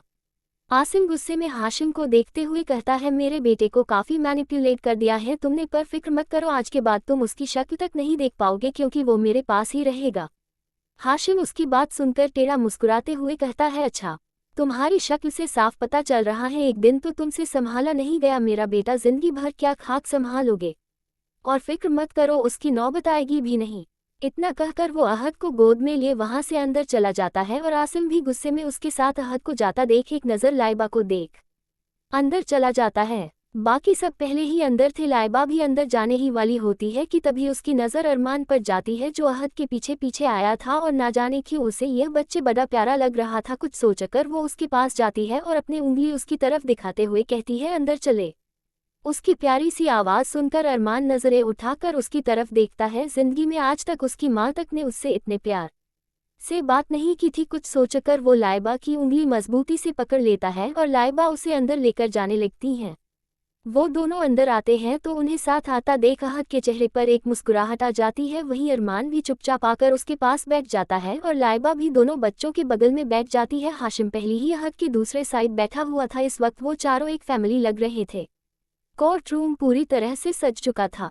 आज एक बहुत बड़ा फैसला होना था। यहाँ पर जज साहब पहले से ही अपनी जगह पर मौजूद थे। एक तरफ असीम अपने परिवार के साथ बैठा था और दूसरी तरफ एक बेंच पर हाशिम, लाइबा, अरमान और अहद, वो चारों एक परफेक्ट फैमिली लग रहे थे। कोई भी उन्हें देखे तो वो अरमान और अहद को ट्विंस ही समझ, पर फिलहाल तो ऐसा नहीं था। दोनों के वकील भी वहां मौजूद थे। एक तरफ थे मिस्टर त्रिपाठी जो असीम का केस लड़ रहे थे और एक तरफ थे मिस्टर पाठक जो कि देश के काबिल वकील थे और फिलहाल हाशिम की तरफ से केस लड़ रहे थे। मिस्टर त्रिपाठी केस को शुरू करते हुए पहली दलील देते हुए कहते हैं, जज साहब, आज का ये केस इतना पेचीदा नहीं है बल्कि एक नॉर्मल सा केस है जिसे कुछ लोगों ने बहुत घुमा फिरा दिया है। मेरे क्लाइंट यानी कि मिस्टर असीम आजीज, उनकी एक्स वाइफ ने उनसे उनके बच्चे के बारे में छुपाया है, जो कि बेहद ही गलत बात है। उन्हें अपने बेटे के बारे में कुछ पता ही नहीं था और उसके बाद उनकी वाइफ ने उनके ही स्टेप ब्रदर से शादी कर दी, पर ना तो उस बच्चे को अपने असली बाप के बारे में पता चला और ना ही उस बेसहारा बाप को अपने बच्चे के बारे में। इससे ज़्यादा बुरा और क्या हो सकता है। ये केस कस्टडी से पहले तो धोखाधड़ी का है। मेरे क्लाइंट को तो उनके बेटे के बारे में पता तक नहीं था। मिस्टर पाठक, जो कि एक अच्छे खासे नौजवान थे, अपनी जगह से खड़े होकर बेहद सख्त आवाज़ पे मिस्टर त्रिपाठी को काटते हुए कहते हैं, I object your honour, prostitution बहुत गलत कह रहा है। ये बात सच है कि मिस्टर असीम से उनके बेटे के बारे में छुपाया गया, पर उसकी भी कुछ वजह थी। मिस्टर असीम ने जबरदस्ती मिस लाइबा को डिवोर्स दिया, उन्हें चीट किया और इतना ही नहीं, उनके साथ डोमेस्टिक वायलेंस कर उनको छोड़ दिया। ऐसे हाल में वो अपने बच्चे के बारे में उन्हें क्यों बताती? जब एक आदमी एक अच्छा हस्बैंड नहीं साबित हो सका तो क्या गारंटी थी कि वो एक अच्छा बाप बन पाता? ये जाहिर है कि मेरी क्लाइंट बहुत ज़्यादा डरी हुई थी और उन्हें इस आदमी पर बिल्कुल भरोसा नहीं था, जो इतना नीच है कि एक औरत पर डोमेस्टिक वायलेंस तक करता है। मुझे तो लगता है कि हमें मिस्टर असीम पर एक डोमेस्टिक वायलेंस का केस ठोकना चाहिए। जज साहब ने मिस्टर पाठक की बात सुनकर कहा, मिस्टर पाठक, आपकी आपत्ति नोट की गई है, लेकिन इस मामले में हमें धोखाधड़ी और कस्टडी के मुद्दों पर ध्यान देना होगा। डोमेस्टिक वायलेंस का मुद्दा अलग से देखा जाएगा। मिस्टर पाठक, लेकिन योर ऑनर, यह मुद्दा इस केस से जुड़ा हुआ है। मिस्टर असीम का चरित्र इस मामले में महत्वपूर्ण है। अगर उन्होंने अपनी पत्नी के साथ डोमेस्टिक वायलेंस किया है तो क्या उन्हें अपने बच्चे की कस्टडी देना उचित होगा? जज साहब, मिस्टर पाठक, मैं आपकी बात समझता हूँ, लेकिन हमें इस मामले को धीरे धीरे और सावधानी से देखना होगा। अब मैं मिस्टर त्रिपाठी से पूछता हूँ, क्या आपके पास इस मामले में कोई जवाब है? जज साहब का ऑर्डर सुनकर मिस्टर त्रिपाठी ने अपनी बात शुरू की। जज साहब, किसी की चरित्र के बारे में अगर बात करनी ही है तो मुझे लगता है हमें एक बार मिस लाइबा के चरित्र के बारे में भी बात करनी चाहिए। आखिर अपने ही एक्स हस्बैंड के स्टेप ब्रदर के साथ शादी करना, मुझे तो ये एक एक्स्ट्रा मैरिटल अफेयर की संदिग्धता दे रहा है। क्या पता मिस लाइबा का पहले से ही अफेयर हो मिस्टर हाशिम के साथ। हम कुछ नहीं कह सकते। और रही बात डोमेस्टिक वायलेंस की, तो क्या सबूत है आप लोगों के पास कि मेरे क्लाइंट ने मिस लाइबा के साथ किसी भी तरह का डोमेस्टिक वायलेंस किया है?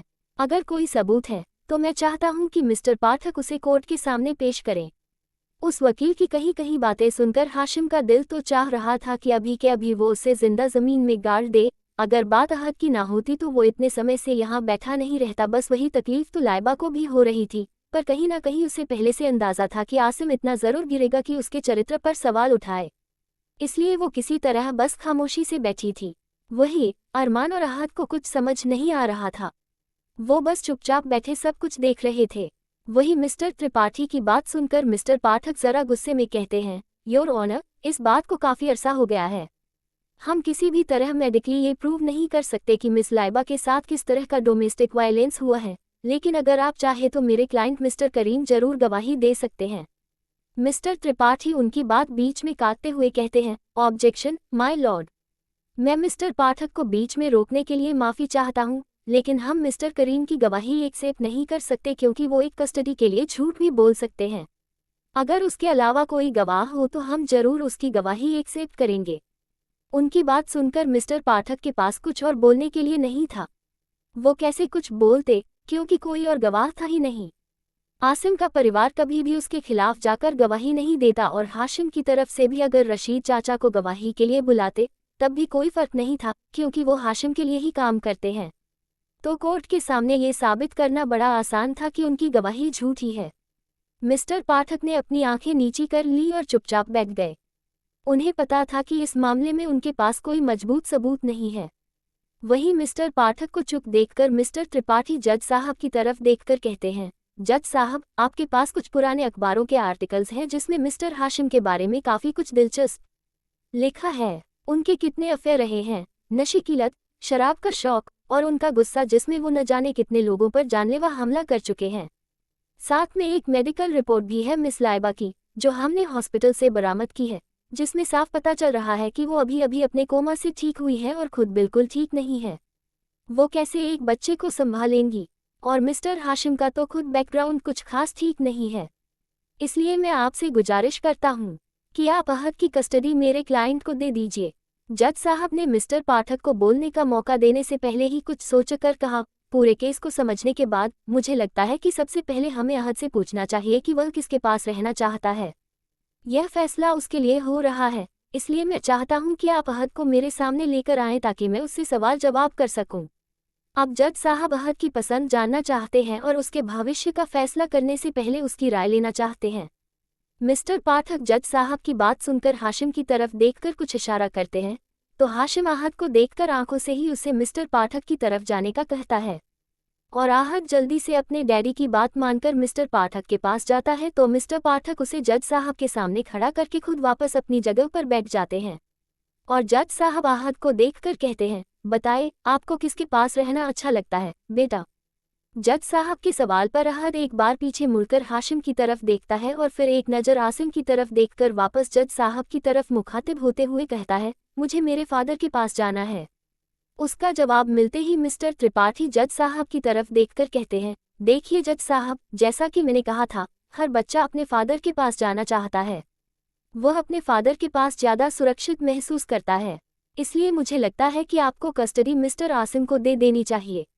मिस्टर त्रिपाठी की बात सुनकर अहद उन्हें घूरते हुए कहता है, अंकल, मैंने कहा ना, मैं अपने फादर के पास जाना चाहता हूँ। मेरे फादर ये डनमा अंकल नहीं है, मेरे फादर तो मेरे डैडी हैं। आपको नहीं पता फादर कौन होता है? हमारे स्कूल में हमें टीचर सिखाते हैं कि फादर वो होता है जो बच्चों का ख्याल रखता है, जो उन्हें हर तरीके से प्रोवाइड करता है और उसके साथ साथ वो बेबी को और बेबी की मम्मा को प्रोटेक्ट करता है और बहुत सारा प्यार करता है। उसी को फादर बोलते हैं।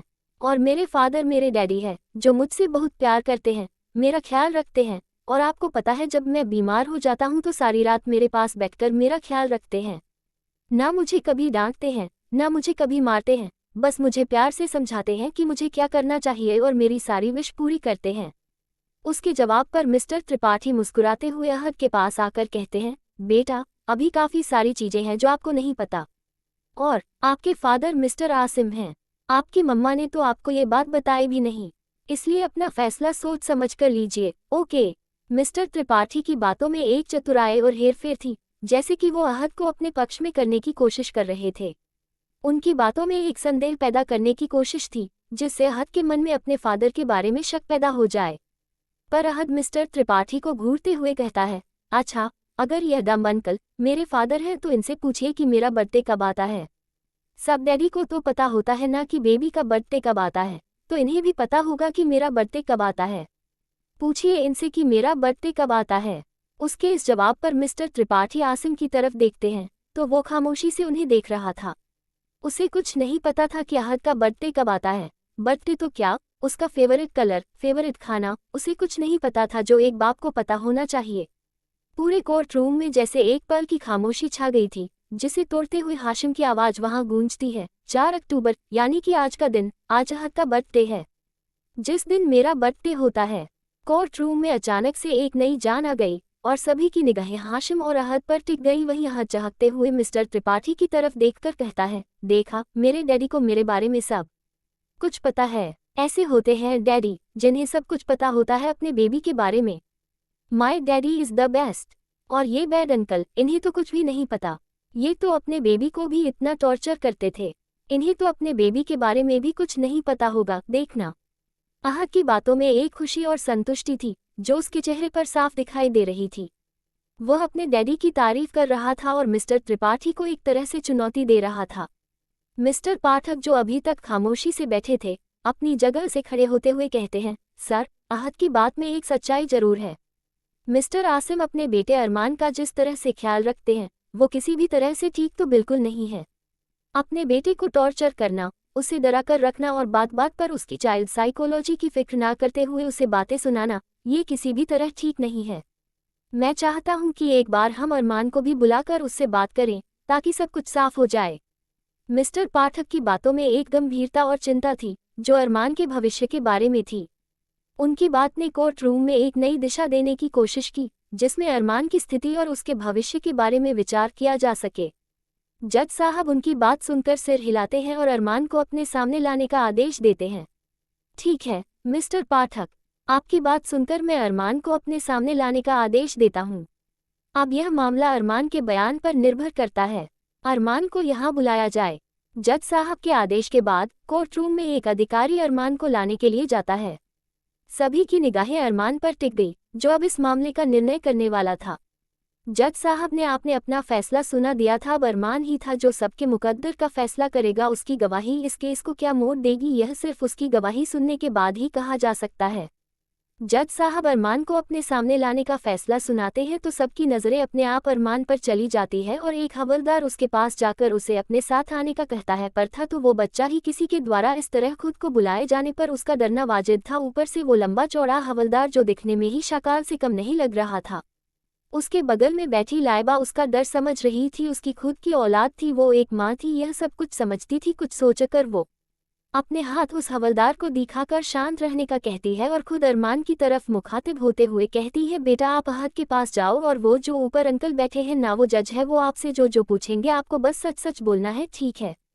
उसने बहुत प्यार से अरमान को समझाया था और उसका ये जेस्चर किसी से छिपा नहीं, यहाँ तक कि जज साहब ने भी उसे इतने प्यार से पेश आता देख कुछ नोट किया था। वही अरमान भी उसकी बात मानकर हाँ में सिर हिलाता है और अपने नन्हे नन्हे कदमों के साथ जरा डरते हुए आहत की तरफ जाता है। ना जाने क्यों उसे लाइबा में कोई प्रिंसेस नजर आ रही थी। वो जिस तरह से उससे बात करती थी, जितनी प्यारी उसकी आवाज़ थी, वह सब कुछ उसे बड़ा फेसिनेट कर रहा था। जिंदगी में पहली बार उसे आहत से जलन हुई थी। उसके पास लाइबा जैसी माँ जो थी, पर वो खुश था, कम से कम उसके बेस्ट फ्रेंड को तो वो जिंदगी नहीं जीनी पड़ रही जो वह जी रहा है।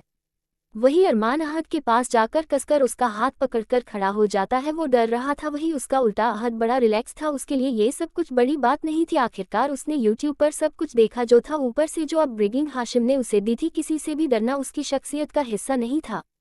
जज साहब अरमान को डरता देख जरा मुस्कुराते हुए अपनी आवाज़ बेहद नर्म कर कर पूछते हैं, अरमान हम आपसे कुछ सवाल पूछेंगे जिसका आपको सच सच जवाब देना है, तो क्या आप तैयार हैं? उनके पूछने पर अरमान डरते हुए सब जगह देखता है और फिर उसकी नज़र वही पास बैठी लाइबा पर जाती है जो शांति से अपनी पलकें झपकाकर उसे शांत रहने का इशारा करती है। तो वो हल्का सा अपना सिर हिला देता है और फिर जज की तरफ देखकर जरा डरते हुए कहता है, ओके अरमान बिल्कुल सच सच बोलेगा। उसकी मंजूरी मिलने पर जज साहब अपनी बात रखते हुए कहते हैं, बेटा आपके डैडी कैसे हैं, वो आपके साथ कैसे बिहेव करते हैं, क्या वो आपको डांटते हैं या फिर कुछ भी ऐसा करते हैं जो आपको अच्छा नहीं लगता, क्या आप हम सबको बताना चाहते हैं? असीम का नाम सुनते ही अरमान एक बार फिर डर से कांप जाता है। पहले तो वो उससे डरता ही था, पर उस दिन जिस तरह वो उससे पेश आया था और उसने जो शब्द उसके लिए कहे थे वो अरमान के नाजुक से जहन में बस गए थे। उसके बाद से तो आसिम का जिक्र तक उसे डराने के लिए काफ़ी था। वो डरते हुए आसिम की तरफ देखता है जो आंखों से ही उसे चुप रहने का कह रहा था, साथ में आहिस्ता से अपना सरना में भी हिला रहा था, जिससे अरमान बुरी तरह डर रहा था। पर किसी को भी उसका ये डर समझ नहीं आया। सबको लग रहा था कि वो इस माहौल की वजह से डरा हुआ है। वही उसके बगल में खड़ा हद जो सब कुछ समझ रहा था आहिस्ता से अरमान के कान में कहता है, डरो मत, सच सच कहो, ये जो बैटमैन अंकल जज है ना, ये तुम्हारे डैडी को पनिश करेंगे और उसके बाद सब कुछ ठीक हो जाएगा, आई प्रॉमिस। उसकी बात सुनकर वो हाँ में सिर हिलाता है और एक बार फिर पीछे पलटकर लाइबा की तरफ देखता है जो बड़ी उम्मीद से उसे देख रही थी और कुछ सोचते हुए एक गहरी सांस लेकर जज साहब की तरफ पलटकर कहना शुरू करता है, यह मेरे डैडी नहीं है, ये तो एक बैड अंकल है जो बच्चों को बहुत परेशान करते हैं और इन्होंने मुझसे कहा है कि मैं एक गंदी नाली का कीड़ा हूँ और साथ में एक बहुत स्टूपिड और बुला बच्चा भी, और ये तो मिले बायो बायो बा हाँ, बायोलॉजिकल डैडी भी नहीं है और इन्होंने बहुत बार मुझे स्लैप भी मारा है, तब कि मैं तो बहुत अच्छा बच्चा हूँ। अहद कहता है कि मेरा जितना अच्छा बच्चा कोई नहीं है, पर यह बैड अंकल यह मेरी बात नहीं सुनते और मुझे जो वो गंदा वाला स्टोर रूम है ना घर में, उसमें बंद कर देते हैं। उसमें बहुत सारे बड़े बड़े चूहे हैं और मुझे उनसे बहुत डर लगता है। मैं बहुत बार बोलता हूँ कि मुझे खोल दो, पर खोलते ही नहीं है। कहते हैं कि मैं बहुत स्टूपिड हूँ, मैं किसी की बात नहीं मानता और मेरे पास दिमाग नहीं है। क्या मैं एक बैड बॉय हूँ? क्या मुझे बैड बॉय बनने के लिए सजा मिलेगी? पर मैं तो बैड बॉय नहीं हूँ, मैं तो सबकी बात मानता हूँ। उसने बहुत मासूमियत से कही थी यह सारी बातें और कहीं ना कहीं ये सही भी थी। दरअसल जब भी अरमान कोई गलती करता था तो आसिम गुस्से में उसे स्टोर रूम में बंद कर दिया करता था। कई बार तो वो पूरी रात भूखा प्यासा स्टोर में बंद रहता था, पर आसिम को उसकी फिक्र ही नहीं होती थी। सुबह कहीं जाकर सलमान जी या सलमा जी में से कोई उसे निकालता। कितनी अजीब बात है ना, तब तो वो सच से भी वाकिफ नहीं था, पर फिर भी उसका बिहेवियर कुछ इस तरह था। वही उसकी बात सुनकर आसिम गुस्से में बिना किसी की परवाह किए अपनी जगह से खड़ा होकर चिल्लाते हुए कहता है, चुप करो तुम, मैंने तुम्हें एक अच्छी जिंदगी देने की कोशिश की इतने साल और तुम यहाँ मेरे बारे में झूठी बातें फैला रहे हो। सच कहती है तुम्हारी माँ, उसे तो तुम्हें पहले मार देना चाहिए था। ना तुम होते और ना तुम्हारी माँ मेरी जिंदगी में आती जबरदस्ती। वो पूरी तरह गुस्से में चीख रहा था, पर उसे अंदाजा नहीं था उसका ये गुस्सा आज उसकी हार की सबसे बड़ी वजह होगी। मिस्टर त्रिपाठी ने तो अपना सिर पकड़ लिया था। उन्हें समझ आ गया था ये जो केस वो इतनी देर से जीत रहे हैं उनके हाथ से निकल चुका है। वही उसे इतना गुस्से में देखकर जज साहब जरा सख्ती से कहते हैं, मिस्टर आसिम प्लीज आप अपनी जगह पर बैठ जाए। और यह क्या बिहेवियर है आपका अपने बच्चे के प्रति? उनकी बात सुनकर आसिम को एहसास होता है कि शायद वो कुछ गलत बोल गया है, इसलिए वो चुपचाप अपनी जगह पर बैठ जाता है। वहीं मिस्टर पाठक अपनी जगह से खड़े होकर जज साहब की तरफ देखकर कहते हैं, सर एक और चीज़ है जिसकी तरफ मैं आपका ध्यान आकर्षित करना चाहता हूं, और वो है मिस्टर आसिम का उनकी कर्ट वाइफ के रिलेशनशिप स्टेटस के बारे में। अरमान दरअसल मिस्टर आसिम की औलाद है ही नहीं और यह बात उनकी वाइफ ने उनसे छुपाई, और जब अभी कुछ दिन पहले उन्हें सच के बारे में पता चला तो वह अपनी वाइफ को डिवोर्स देना चाहते थे। वह तो सिर्फ कस्टडी के कारण उन्होंने डिवोर्स देने से मना कर दिया, और यहाँ तक कि अपने बेटे जो कि टेक्निकल उनका बेटा नहीं है अरमान के साथ भी उनका बिहेवियर कैसा है आप देख चुके हैं। मुझे नहीं लगता जज साहब एक ऐसे आदमी को एक बच्चे की कस्टडी देनी चाहिए। आप देखिए दोनों बच्चों में कितना डिफरेंस है। एक तरफ है अहद जो कितना कॉन्फिडेंट है और दूसरी तरफ अरमान जो इतना डर रहा है। दोनों की अपब्रिंगिंग से साफ पता चल रहा है कि कौन एक अच्छा पेरेंट हो सकता है। मैं आपसे दरखास्त करता हूँ कि ये दोनों बच्चों को देखकर सही फैसला दीजिए, क्योंकि यह बच्चों की जिंदगी का सवाल है।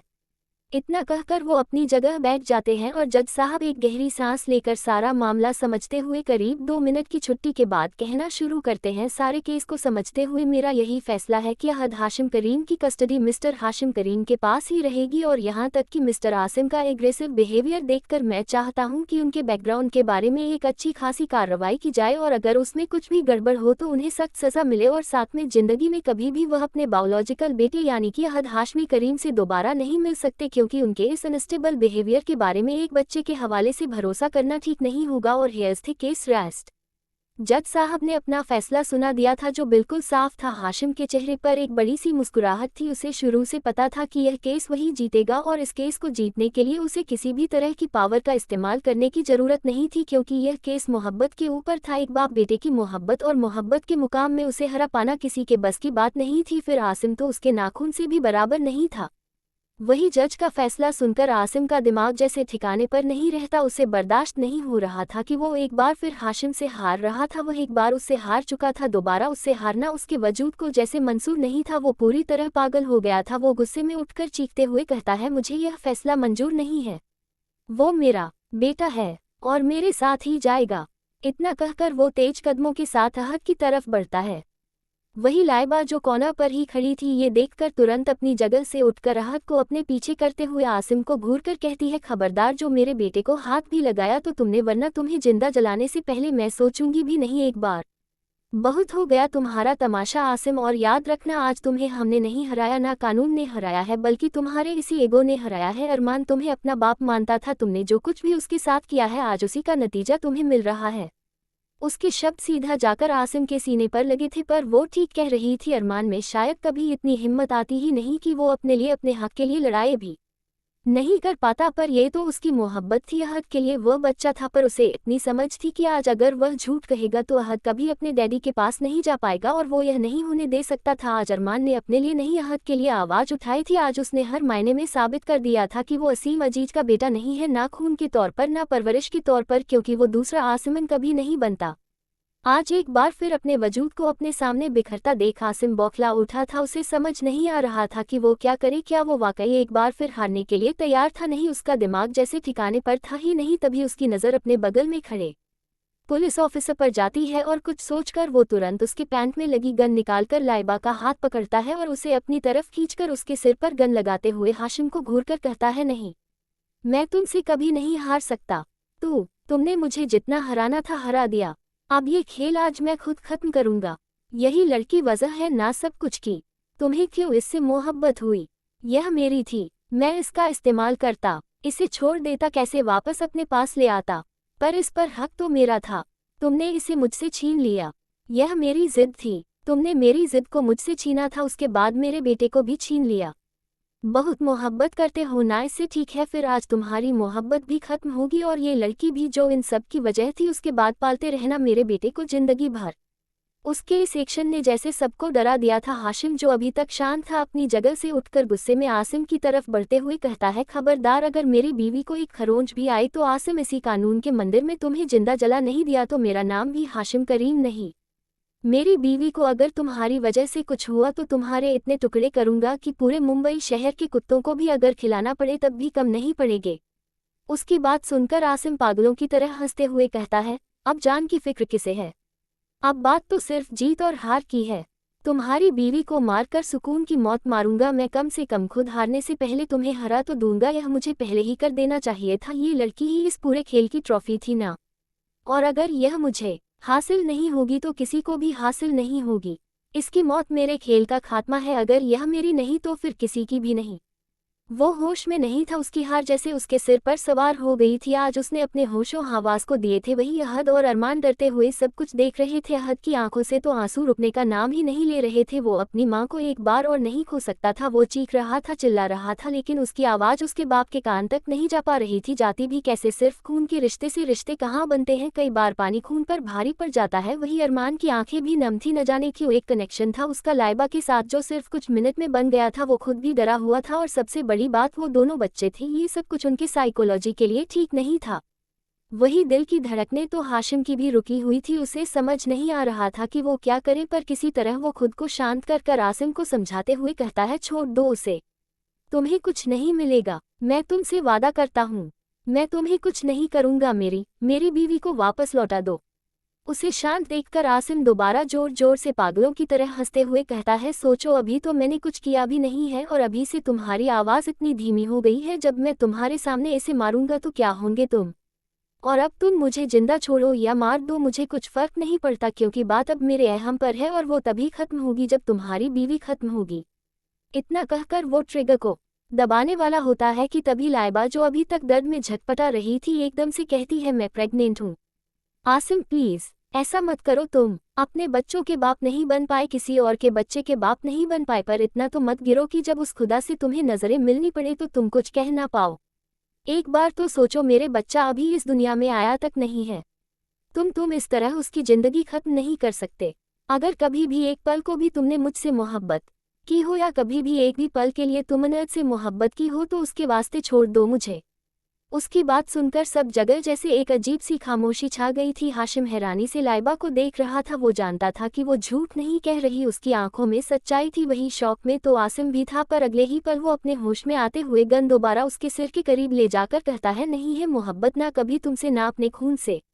इतना कहकर वो ट्रिगर दबाने वाला होता है, लेकिन तभी हाशिम फुर्ती से लाइबा का हाथ पकड़कर उसे अपनी तरफ खींचता है और आसिम को जोर का धक्का देता है, जिससे वो वहीं नीचे गिर जाता है और वो गन उसके हाथों से गिरकर उससे दूर हो जाती है। और उसके एक्शन के साथ ही तुरंत वहां मौजूद पुलिस वाले जो सिचुएशन को हैंडल करने की कोशिश कर रहे थे, तुरंत आसिम के पास आकर उसे पकड़ लेते हैं। वो हार गया था और इससे बुरी हार कोई नहीं हो सकती थी। वही लाइबा लड़खड़ाकर गिरने वाली थी कि तभी हाशिम तुरंत आगे जाकर उसे थाम लेता है और उसे अपने सीने से लगा देता है। वो डर गया था। इस पल वो क्या फील कर रहा था उसे नहीं पता। डर, घबराहट और खुशी। उसकी टाइगर के पेट में उसका बच्चा था, ये कैसे मुमकिन था? पर शायद यह मुमकिन था, क्योंकि कुछ फैसले इंसान के ज़हन से ऊपर होते हैं। वो फैसले रब देता है, वो रब जो हर चीज़ पर कादिर है, जो कुछ भी कर सकता है, हर ना को हाँ में तब्दील कर सकता है। हाशिम लाइबा को वही साइड में खड़ा करके आसिम के पास जाता है और एक जोर का थप्पड़ उसे मारते हुए कहता है, काश आज तुम्हें जान से मार सकता मैं, पर एक पल की मौत बहुत छोटी चीज है तुम्हारे लिए, मैं तुम्हें जिंदा छोड़ रहा हूँ इस नफरत की आग में हमेशा जलने के लिए। इस वक्त उसकी आंखों में बहुत गुस्सा था, पर उसे पता था अगर वो हाशिम को मार भी दे तब भी उसका इंतकाम पूरा नहीं होगा। आसिम के लिए मौत तो सुकून थी, बल्कि सजा तो उसके लिए जिंदगी थी। वो हर पल जिएगा ये सोचते हुए कि वो हाशिम से हार गया, हाशिम और लाइबा की मोहब्बत से हार गया, एक बाप और बेटे की मोहब्बत से हार गया, अरमान और अहद की दोस्ती से हार गया। पुलिस वाले उसे वहां से लेकर चले जाते हैं। सलमान जी भी अपने बेटे की तरफ बढ़ने वाले थे कि तभी कुछ सोचकर हाशिम उनके पास जाता है और उन्हें रोकते हुए कहता है, हिसाब मुझे आपके साथ भी बराबर करना है। मेरी बीवी को जान से मारने की कोशिश की थी ना आपने, वो ट्रक आपने भिजवाया था, आपको क्या लगा मुझे कभी सच पता नहीं चलेगा? यकीन मानिए इस वक्त मेरा दिल चाह रहा है कि आपको आपके बेटे के साथ जिंदा गार्ड ऊपर नहीं कर सकता। जानते हैं क्यों? क्योंकि बदकिस्मती से बाप है, आप मेरे चाह कर भी नहीं मार सकता। आपको ये जिंदगी आपने मुझे दी थी ना, तो ठीक है फिर आज अपनी बीवी के सदके में आपको आपकी दूसरी जिंदगी लौटा रहा हूँ। आज से मेरा बाप मेरे लिए हमेशा के लिए मर चुका है। इतना कहते साथ एक आंसू उसकी आंख से गिर चुका था। ये शब्द कहते वक्त वो खुद कितना टूटा था। उसे पता था आज एक बाप का प्यार हासिल करने की ख्वाहिश उसके लिए हमेशा खत्म हो चुकी थी, चाहे वह कितनी भी नफरत सलमान जी से क्यों ना करता हो, पर कहीं ना कहीं उसे ख्वाहिश थी कि उसके बाप का प्यार उसे नसीब हो, जो उसे नहीं हुआ। पर आज ख्वाहिश और तमन्ना दोनों को उसने खुद आग लगाया था। वो अहद की तरफ जाता है और उसे गोद में उठाकर लाइबा का हाथ पकड़कर वहां से जाने लगता है। वही अहद वो एकटक अरमान को देख रहा था, जो नम आंखों से मुस्कुराते हुए उसे देख रहा था। वो अहद को जाता देख हाथ हिलाकर उसे अलविदा कहता है। वो दोनों अब शायद कभी नहीं मिल पाएंगे। यह आखिरी बार था जब एक दूसरे को देख रहे थे, क्योंकि अरमान को बहुत अच्छे से पता था अब उसे कहाँ जाना है, क्योंकि उसका कोई घर नहीं है। सानिया वो तो पहले कोर्ट रूम से जा चुकी थी, यहाँ तक कि कल रात ही उसने आशिम को तलाक के कागज भी दे दिए थे। उसे समझ आ गया था कि इस जबरदस्ती के रिश्ते में वह कभी खुश नहीं रहेगी, और अरमान उसकी तो उसे फिक्र थी ही नहीं। हाशिम वहां से अहद को लेकर जा ही रहा था कि तभी अहद जो उसकी गोद में था अचानक से कहता है, डैडी मेरा बर्थडे गिफ्ट चाहिए मुझे। हाशिम, मेरी जान घर पहुंचकर जो मांगोगे वो दे दूंगा, अभी घर चले, आपकी मम्मा के पेट में भी तो छोटा सा बेबी है ना, उसके लिए ये सब कुछ ठीक नहीं है, हमें घर जाना चाहिए। उसकी बात सुनकर अहद लाइबा के पेट की तरफ देखता है और तो लाइबा मुस्कुराते हुए नम आंखों से हाँ में सिर हिला देती है, तो अहद के चेहरे पर भी एक मुस्कुराहट आ जाती है। उसे कुछ समझ आ गया था, पर फिर भी वो हाशिम की तरफ दोबारा देखकर कहता है, नहीं डैडी मुझे अभी चाहिए, क्योंकि जो मुझे चाहिए वही यही है। हाशिम नासमझी में क्या? अहद एक गहरी सांस लेकर अरमान, 5 साल बाद जब जिंदगी में सब कुछ ठीक होता है तो वक्त किस तरह बीतता है कहाँ नहीं जा सकता। हाशिम और लाइबा की जिंदगी में भी कुछ यही हुआ। वक्त ने अपनी रफ्तार कुछ इस तरह पकड़ी, फिर जैसे रुकना चाहा ही नहीं। करीब रमेशन आज भी वैसा ही था, खूबसूरत आलीशान, बस इसमें काफी कुछ बदलाव आ गए थे। किचन में लवेंडर कलर की लॉन फ्लोरल फ्रॉक पहने लाइबा केक बेक करने की कोशिश कर रही थी। वो उसकी आइसिंग कंप्लीट कर उसे ओवन में रखती है और फिर अपने बेकिंग ग्लव्स वही बनी टेबल पर रखकर बाहर आती है, तो हॉल का नजारा बड़ा अजीब था। चारों तरफ यहाँ वहाँ खिलौने पड़े हुए थे। ये देखकर वो मुंह बनाते हुए कहती है, या अल्लाह ये घर है या चिड़ियाखाना, और यह सब की सब शैतान कहाँ चले गए? अब कोई नया तमाशा ना हो, कम से कम पता नहीं अल्लाह ने क्या चुन चुन के बच्चे दिए हैं मुझे, जैसे इनकी हरकतें हैं ना सिर पकड़ लेना होता है मुझे। इतना कहकर वो बाहर की तरफ जाने लगती है, तभी उसकी नज़र दरवाजे पर जाती है और उसके चेहरे पर एक मुस्कुराहट आ जाती है। दरवाजे से 2 हम उम्र करीब 10 बरस के लड़के चलकर आ रहे थे। उनमें से जो लड़का आगे था वह अपने साथ एक 5 साल की लड़की को लगभग जबरदस्ती से खींचते हुए अंदर आ रहा था। वही उस लड़की का चेहरा एकदम गुस्से में लाला था, छोटी आंखें, गोल मटोल सा चेहरा, बेहद क्यूट। उस पिंक फ्रॉक में वो बहुत प्यारी लग रही थी, पर चेहरे पर गुस्सा ऐसे जैसे ना जाने उसका बस चले तो वो क्या कर बैठे। वही जो दूसरा लड़का उन दोनों के पीछे आ रहा था, उसकी गोद में बिल्कुल पहले वाली लड़की की तरह ही दिखने वाली हूँ बाहू उसकी कार्बन कॉपी मौजूद थी, और वो दूसरा लड़का उसे गोद में लेकर अंदर आ रहा था। बस फर्क इतना था कि दूसरी वाली लड़की बिल्कुल शांति और टुकुर टुकुर सब कुछ देख रही थी। ये सब कुछ देखकर लाइबा परेशान होते हुए उस पहले वाले लड़के के पास जाती है जो उस पहली लड़की को खींचते हुए ला रहा था, और उस लड़की को अपनी गोद में लेते हुए परेशान होकर फिक्र से उसे अच्छे से देखते हुए उस पहले लड़के की तरफ मुखातिब होते हुए पूछती है, अहद क्या है ये? मीरब को ऐसे क्यों खींचकर ला रहे थे तुम? वो छोटी है ना बेबी, इस तरह खींचकर मत लाया करो, कितनी बार कहा है मैंने। जी हाँ, यह अहद था जो वक्त के साथ साथ हैंडसम, क्यूट, इंटेलिजेंट और साथ साथ कुछ ज्यादा ही समझदार बन गया था। वो चिढ़ते हुए वही रखे सोफे पर बैठकर कहता है, मम्मा आप अपनी बेटी को संभालो, बगल वाले घर में जो डॉगी था वो खोल कर आ गई है और वो डॉगी पता नहीं कहाँ भाग गया है। उनके घर में सब लोग उसे ढूंढ रहे हैं, आप बताओ क्या करूँ मैं? और ऊपर से वहाँ से आ भी नहीं रही थी, जबरदस्ती खींच कर लाया हूँ मैं इसे। उसकी बात सुनकर लाइबा उस बच्ची की तरफ देखती है जिसका नाम मीरब था और उसे प्यार से पुचकारते हुए पूछती है, बेबी क्या बोल रहे हैं भाई, ऐसा किया आपने? मीरब अपनी आंखों को घुमाते हुए बेहद प्यारी से आवाज में कहती है, मम्मा वो बड़ा डॉगी मरियम को देखकर जोर जोर से भाव भाव कर रहा था और पता है आपको, मरियम रो भी रही थी और आपको तो पता है ना कि मैं मरियम की आंखों में आंसू नहीं देख सकती, इसलिए मुझे गुस्सा आ गया तो मैंने उसे खोल दिया और वह भाग गया, मेरे क्या गलती? उसने प्यार से मुस्कुराते हुए कहा। उसकी इस प्यारी सी वजाहत पर एक पल को तो लाइबा का दिल चाहा कि वो जोर से हंस पड़े, पर फिलहाल सख्ती बरसना जरूरी था, इसलिए वो एक नज़र उसे दूसरे लड़के की तरफ देखती है जिसकी गोद में वो दूसरी बच्ची थी, यानी कि मरियम। अल्लाह के शुक्र से जीस लाइबा को डॉक्टर ने और कोई औलाद होने से मना कर दिया थी, उसे ऊपर वाले ने दो नन्ही नन्ही परियों से नवाजा था। मरियम और मीरब दोनों ट्विस्ट थी, जिसमें मीरब मरियम से 5 मिनट बड़ी थी और न जाने वो बड़ी होने का क्या रौब समझती थी कि उसके सामने अगर मरियम एक आंसू भी बहा दे तो वो पूरा घर सिर पर उठा ले। वो अपनी बहन को लेकर बहुत प्रोटेक्टिव थी, वही अहद और मीरब की 1 मिनट के लिए नहीं पड़ती थी। दोनों का ही नेचर हूँ बहू एक जैसा था और गुस्सा भी, पर ऐसा नहीं था कि अहद उससे प्यार नहीं करता था, वो बहन थी उसकी, बस दोनों का एटीट्यूड एक जैसे था, इसलिए कभी भी वो एक बात पर राजी नहीं हो सकते थे। वही मरियम, वो बिल्कुल लाइनबा की जैसी थी और मीरब की ऑपोजिट, शांत खामोश डरपोक, इसलिए उसे जरा ज्यादा लाड मिलता था अहद का।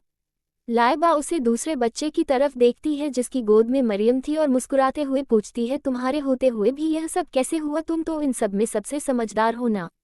उसकी बात सुनकर वो दूसरा बच्चा मुस्कुराते हुए कहता है, अम्मी यह सब मेरी सुनते कहाँ है, अगर सुनने लगी तो आपको माइग्रेन की दवाएं नहीं लेनी पड़ेगी, तीनों को बड़ी मुश्किल से लेकर आया हूँ और आपके सामने देखे कैसे फेंक रहा है यह अहद। सच तो यह है कि यह खुद भी नहीं आना चाह रहा था, बड़ी मुश्किल से लेकर आया हूँ तीनों को, वरना तो ये पड़ोसियों से अच्छी खासी लड़ाई करने के इरादे से थे। आज वो तो हमारी मरियम है जो बिल्कुल मुझ पर गई है, वरना यह अहद और मीरब तो एक ही थाली के चट्टे बट्टे हैं। इतना कहकर वो मरियम के गाल पर हल्का सा चूम लेता है। वही लाइबा उसकी इस प्यारी सी कंप्लेंट पर खुद को मुस्कुराने से रोक नहीं पाती। वो आगे बढ़ाकर उस दूसरे लड़के के सिर को हल्का सा सहलाते हुए प्यार से उसका माथा चूमकर कहती है, मेरी चारों औलादों में तुम तो सबसे समझदार हो अरमान, अगर तुम ना होते तो मैं कैसे संभालती इन सबको? उसकी बात पर अरमान मुस्कुरा दिया।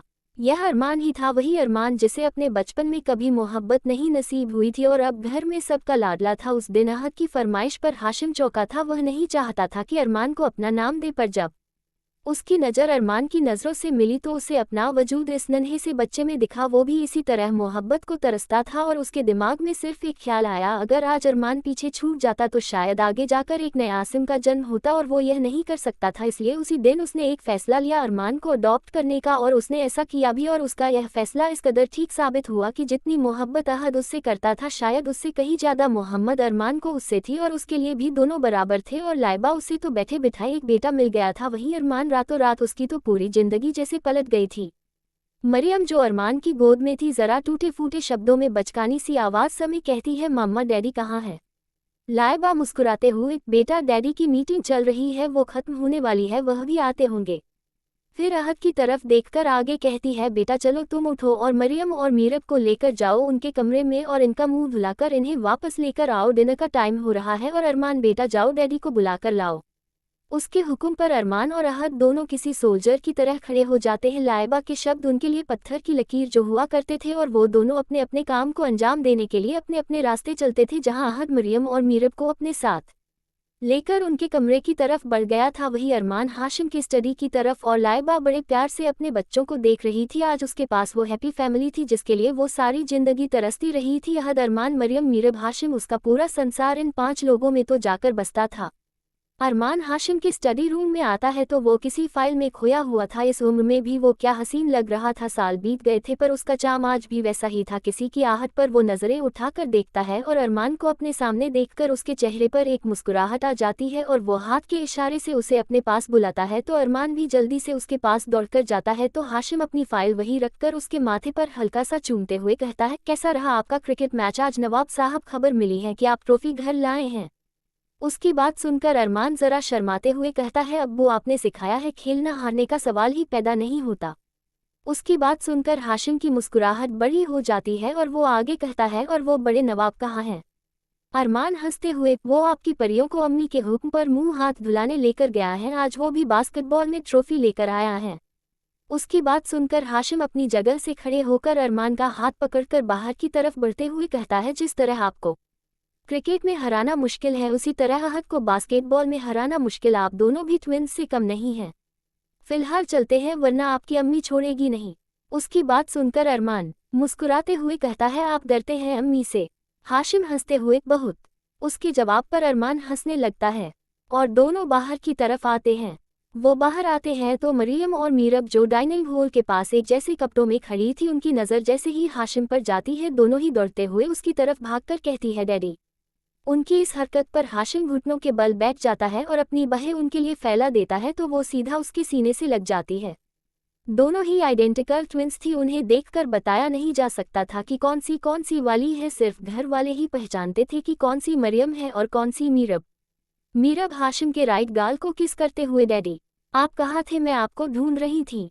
क्या आपको मेरी याद आई?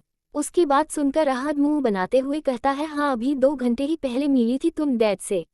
उसके ताने पर मीरब गुस्से में उसे घूरती है तो सबके चेहरे पर एक मुस्कुराहट आ जाती है। वहीं अहद की शक्ल देखने लायक थी।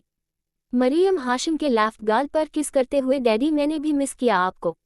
उसकी बात सुनकर हाशिम उन दोनों को सीने से लगाते हुए कहता है, और मैंने भी प्रिंसेसेस पर अभी इट्स दिन एनी आर टाइम। इतना कहकर वो दोनों को गोद में लेकर डाइनिंग टेबल पर बिठाता है और अब तक बाकी सब भी बैठ गए थे। फिर लाइबा के पास जाकर हल्का सा उसका माथा चूमकर उसके लिए चेयर खींचता है तो वो भी मुस्कुराते हुए बैठ जाती है और वो खुद सबको सर्व करने लगता है। यह उसकी रोज की आदत थी, सबको खाना सर्व खुद करता था। उसे लगता था यह एक ग्रेटिट्यूड दिखाने का तरीका है। हाशिम अहद को खाना सर्व करते हुए कहता है, आज टीचर का कॉल आया था, आपके बड़े नवाब किससे लड़ाई की है आपने इस बार? उसकी बात सुनकर अहद चील रहते हुए कहता है, चिल डैडी आपके बेटे से सबको इशू है, but don't worry I will deal with it. उसकी बात सुनकर हाशिम हल्का सा उसके सिर पर मारते हुए कहता है, अच्छा भूलो मत बापू, तुम्हारा सब पता रहता है मुझे। उसकी बात सुनकर सब हंसने लगते हैं। वहीं अहद का मुंह देखने वाला था। सबको खाना सर्व करने के बाद हाशिम खुद भी अपनी जगह पर बैठ जाता है और खट्टी मीठी बातों के बीच सब के सब अपना डिनर एंजॉय करता है। हाशिम की जिंदगी खुद इतनी बदल गई थी लाइबा के आने के बाद। फिर अहद, अरमान, मरियम और मीरब ने तो जैसे 4 चांद लगा दिए थे उसकी जिंदगी में। कितनी अजीब बात है, एक वक्त था जब घर लौटने पर उसका इंतजार करने वाला कोई नहीं था और आज अगर वो 1 घंटे ना दिखे तो उसके बच्चे तड़प उठते थे उसके दीदार के लिए। दिन के बाद सब हॉल में ही सोफों पर बैठकर लूडो खेलने लगते हैं।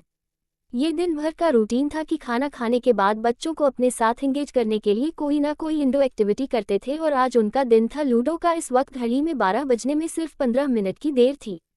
ऐसा नहीं था कि रोज वो बच्चों को इतनी देर तक जागने देते थे, पर आज वजह कुछ और थी। करीब 15 मिनट बाद जब लाइबा की नज़र खड़ी पर जाती है तो उसे एहसास होता है कि 12 बजने में सिर्फ 2 ही मिनट बचे हैं। ये देखकर वो हाशिम को कुछ इशारा करती है तो वो मुस्कुराती हुई हाँ में सिर हिलाता है और वो खुद किचन की ओर बढ़ जाती है। कुछ देर बाद अचानक हॉल में एक आवाज़ आने लगती है। जब सब इस आवाज़ की तरफ देखते हैं तो किचन से बर्थडे केक लेकर उन्हीं के पास आ रही लाइबा बर्थडे सॉन्ग गाते हुए आ रही थी। यह केक उसी ने बनाया था। वो बर्थडे सॉन्ग गाते हुए उस केक को वही कॉफ़ी टेबल पर रखती है और अरमान के पास जाकर उसे कसकर गले लगाते हुए कहती है, हैप्पी बर्थडे बेबी। आज अरमान का बर्थडे था। अडॉप्शन के बाद ऐसा एक दिन नहीं गया होगा जब उन्होंने अरमान का बर्थडे सेलिब्रेट नहीं किया था। जो जिंदगी उसके लिए सिर्फ एक ख्वाहिश बन गई थी, आज वो जिंदगी वो जी रहा था सिर्फ हाशिम और लाइबा की वजह से। हाशिम खुद अपनी जगह से उठकर अरमान को गले लगाते हुए कहता है, happy birthday baby, God bless you, और याद रखना तुम्हारे डैडी हमेशा तुम्हारे साथ हैं। फिर क्या, एक एक करके बारी बारी बाकी तीनों भी उसे विश करते हैं। अहद अरमान के पीठ पर हल्का सा मुक्का मारते हुए कहता है, हैप्पी बर्थडे ब्रो, जीते रहो और खुश रहो, और सबसे पहले जल्दी से केक काटो क्योंकि मुझे केक खाना है। उसके इस अंदाज पर सबके चेहरे पर एक मुस्कुराहट आ जाती है। वो दोनों नन्ही परियां तो खिलखिलाकर हंस रही थी। लाइबा भी अरमान को केक कट करने का कहती है तो वो सिर हिलाकर केक काटता है और पहले लाइबा को खिलाता है, फिर हाशिम को और बाद में अहद, मरियम और मीरब को। सब उसे खूब सारी विशेष भी देते हैं और साथ में गिफ्ट्स भी। सब कुछ एक्सेप्ट करने के बाद अरमान हाशिम के पास जाकर मुस्कुराते हुए कहता है, thank you daddy, thank you for everything, thank you for this life. उसकी बात पर हाशिम भी जरा इमोशनल हो गया था। वो बिना कुछ कहे बस उसे सीने से लगा देता है। ये देखकर अहद, मरियम, मीरब वो चारों भी उन दोनों को इस ग्रुप हग में ज्वाइन करती है। वो एक खूबसूरत फैमिली थी और यही खूबसूरत फैमिली इस कहानी का अंत भी था।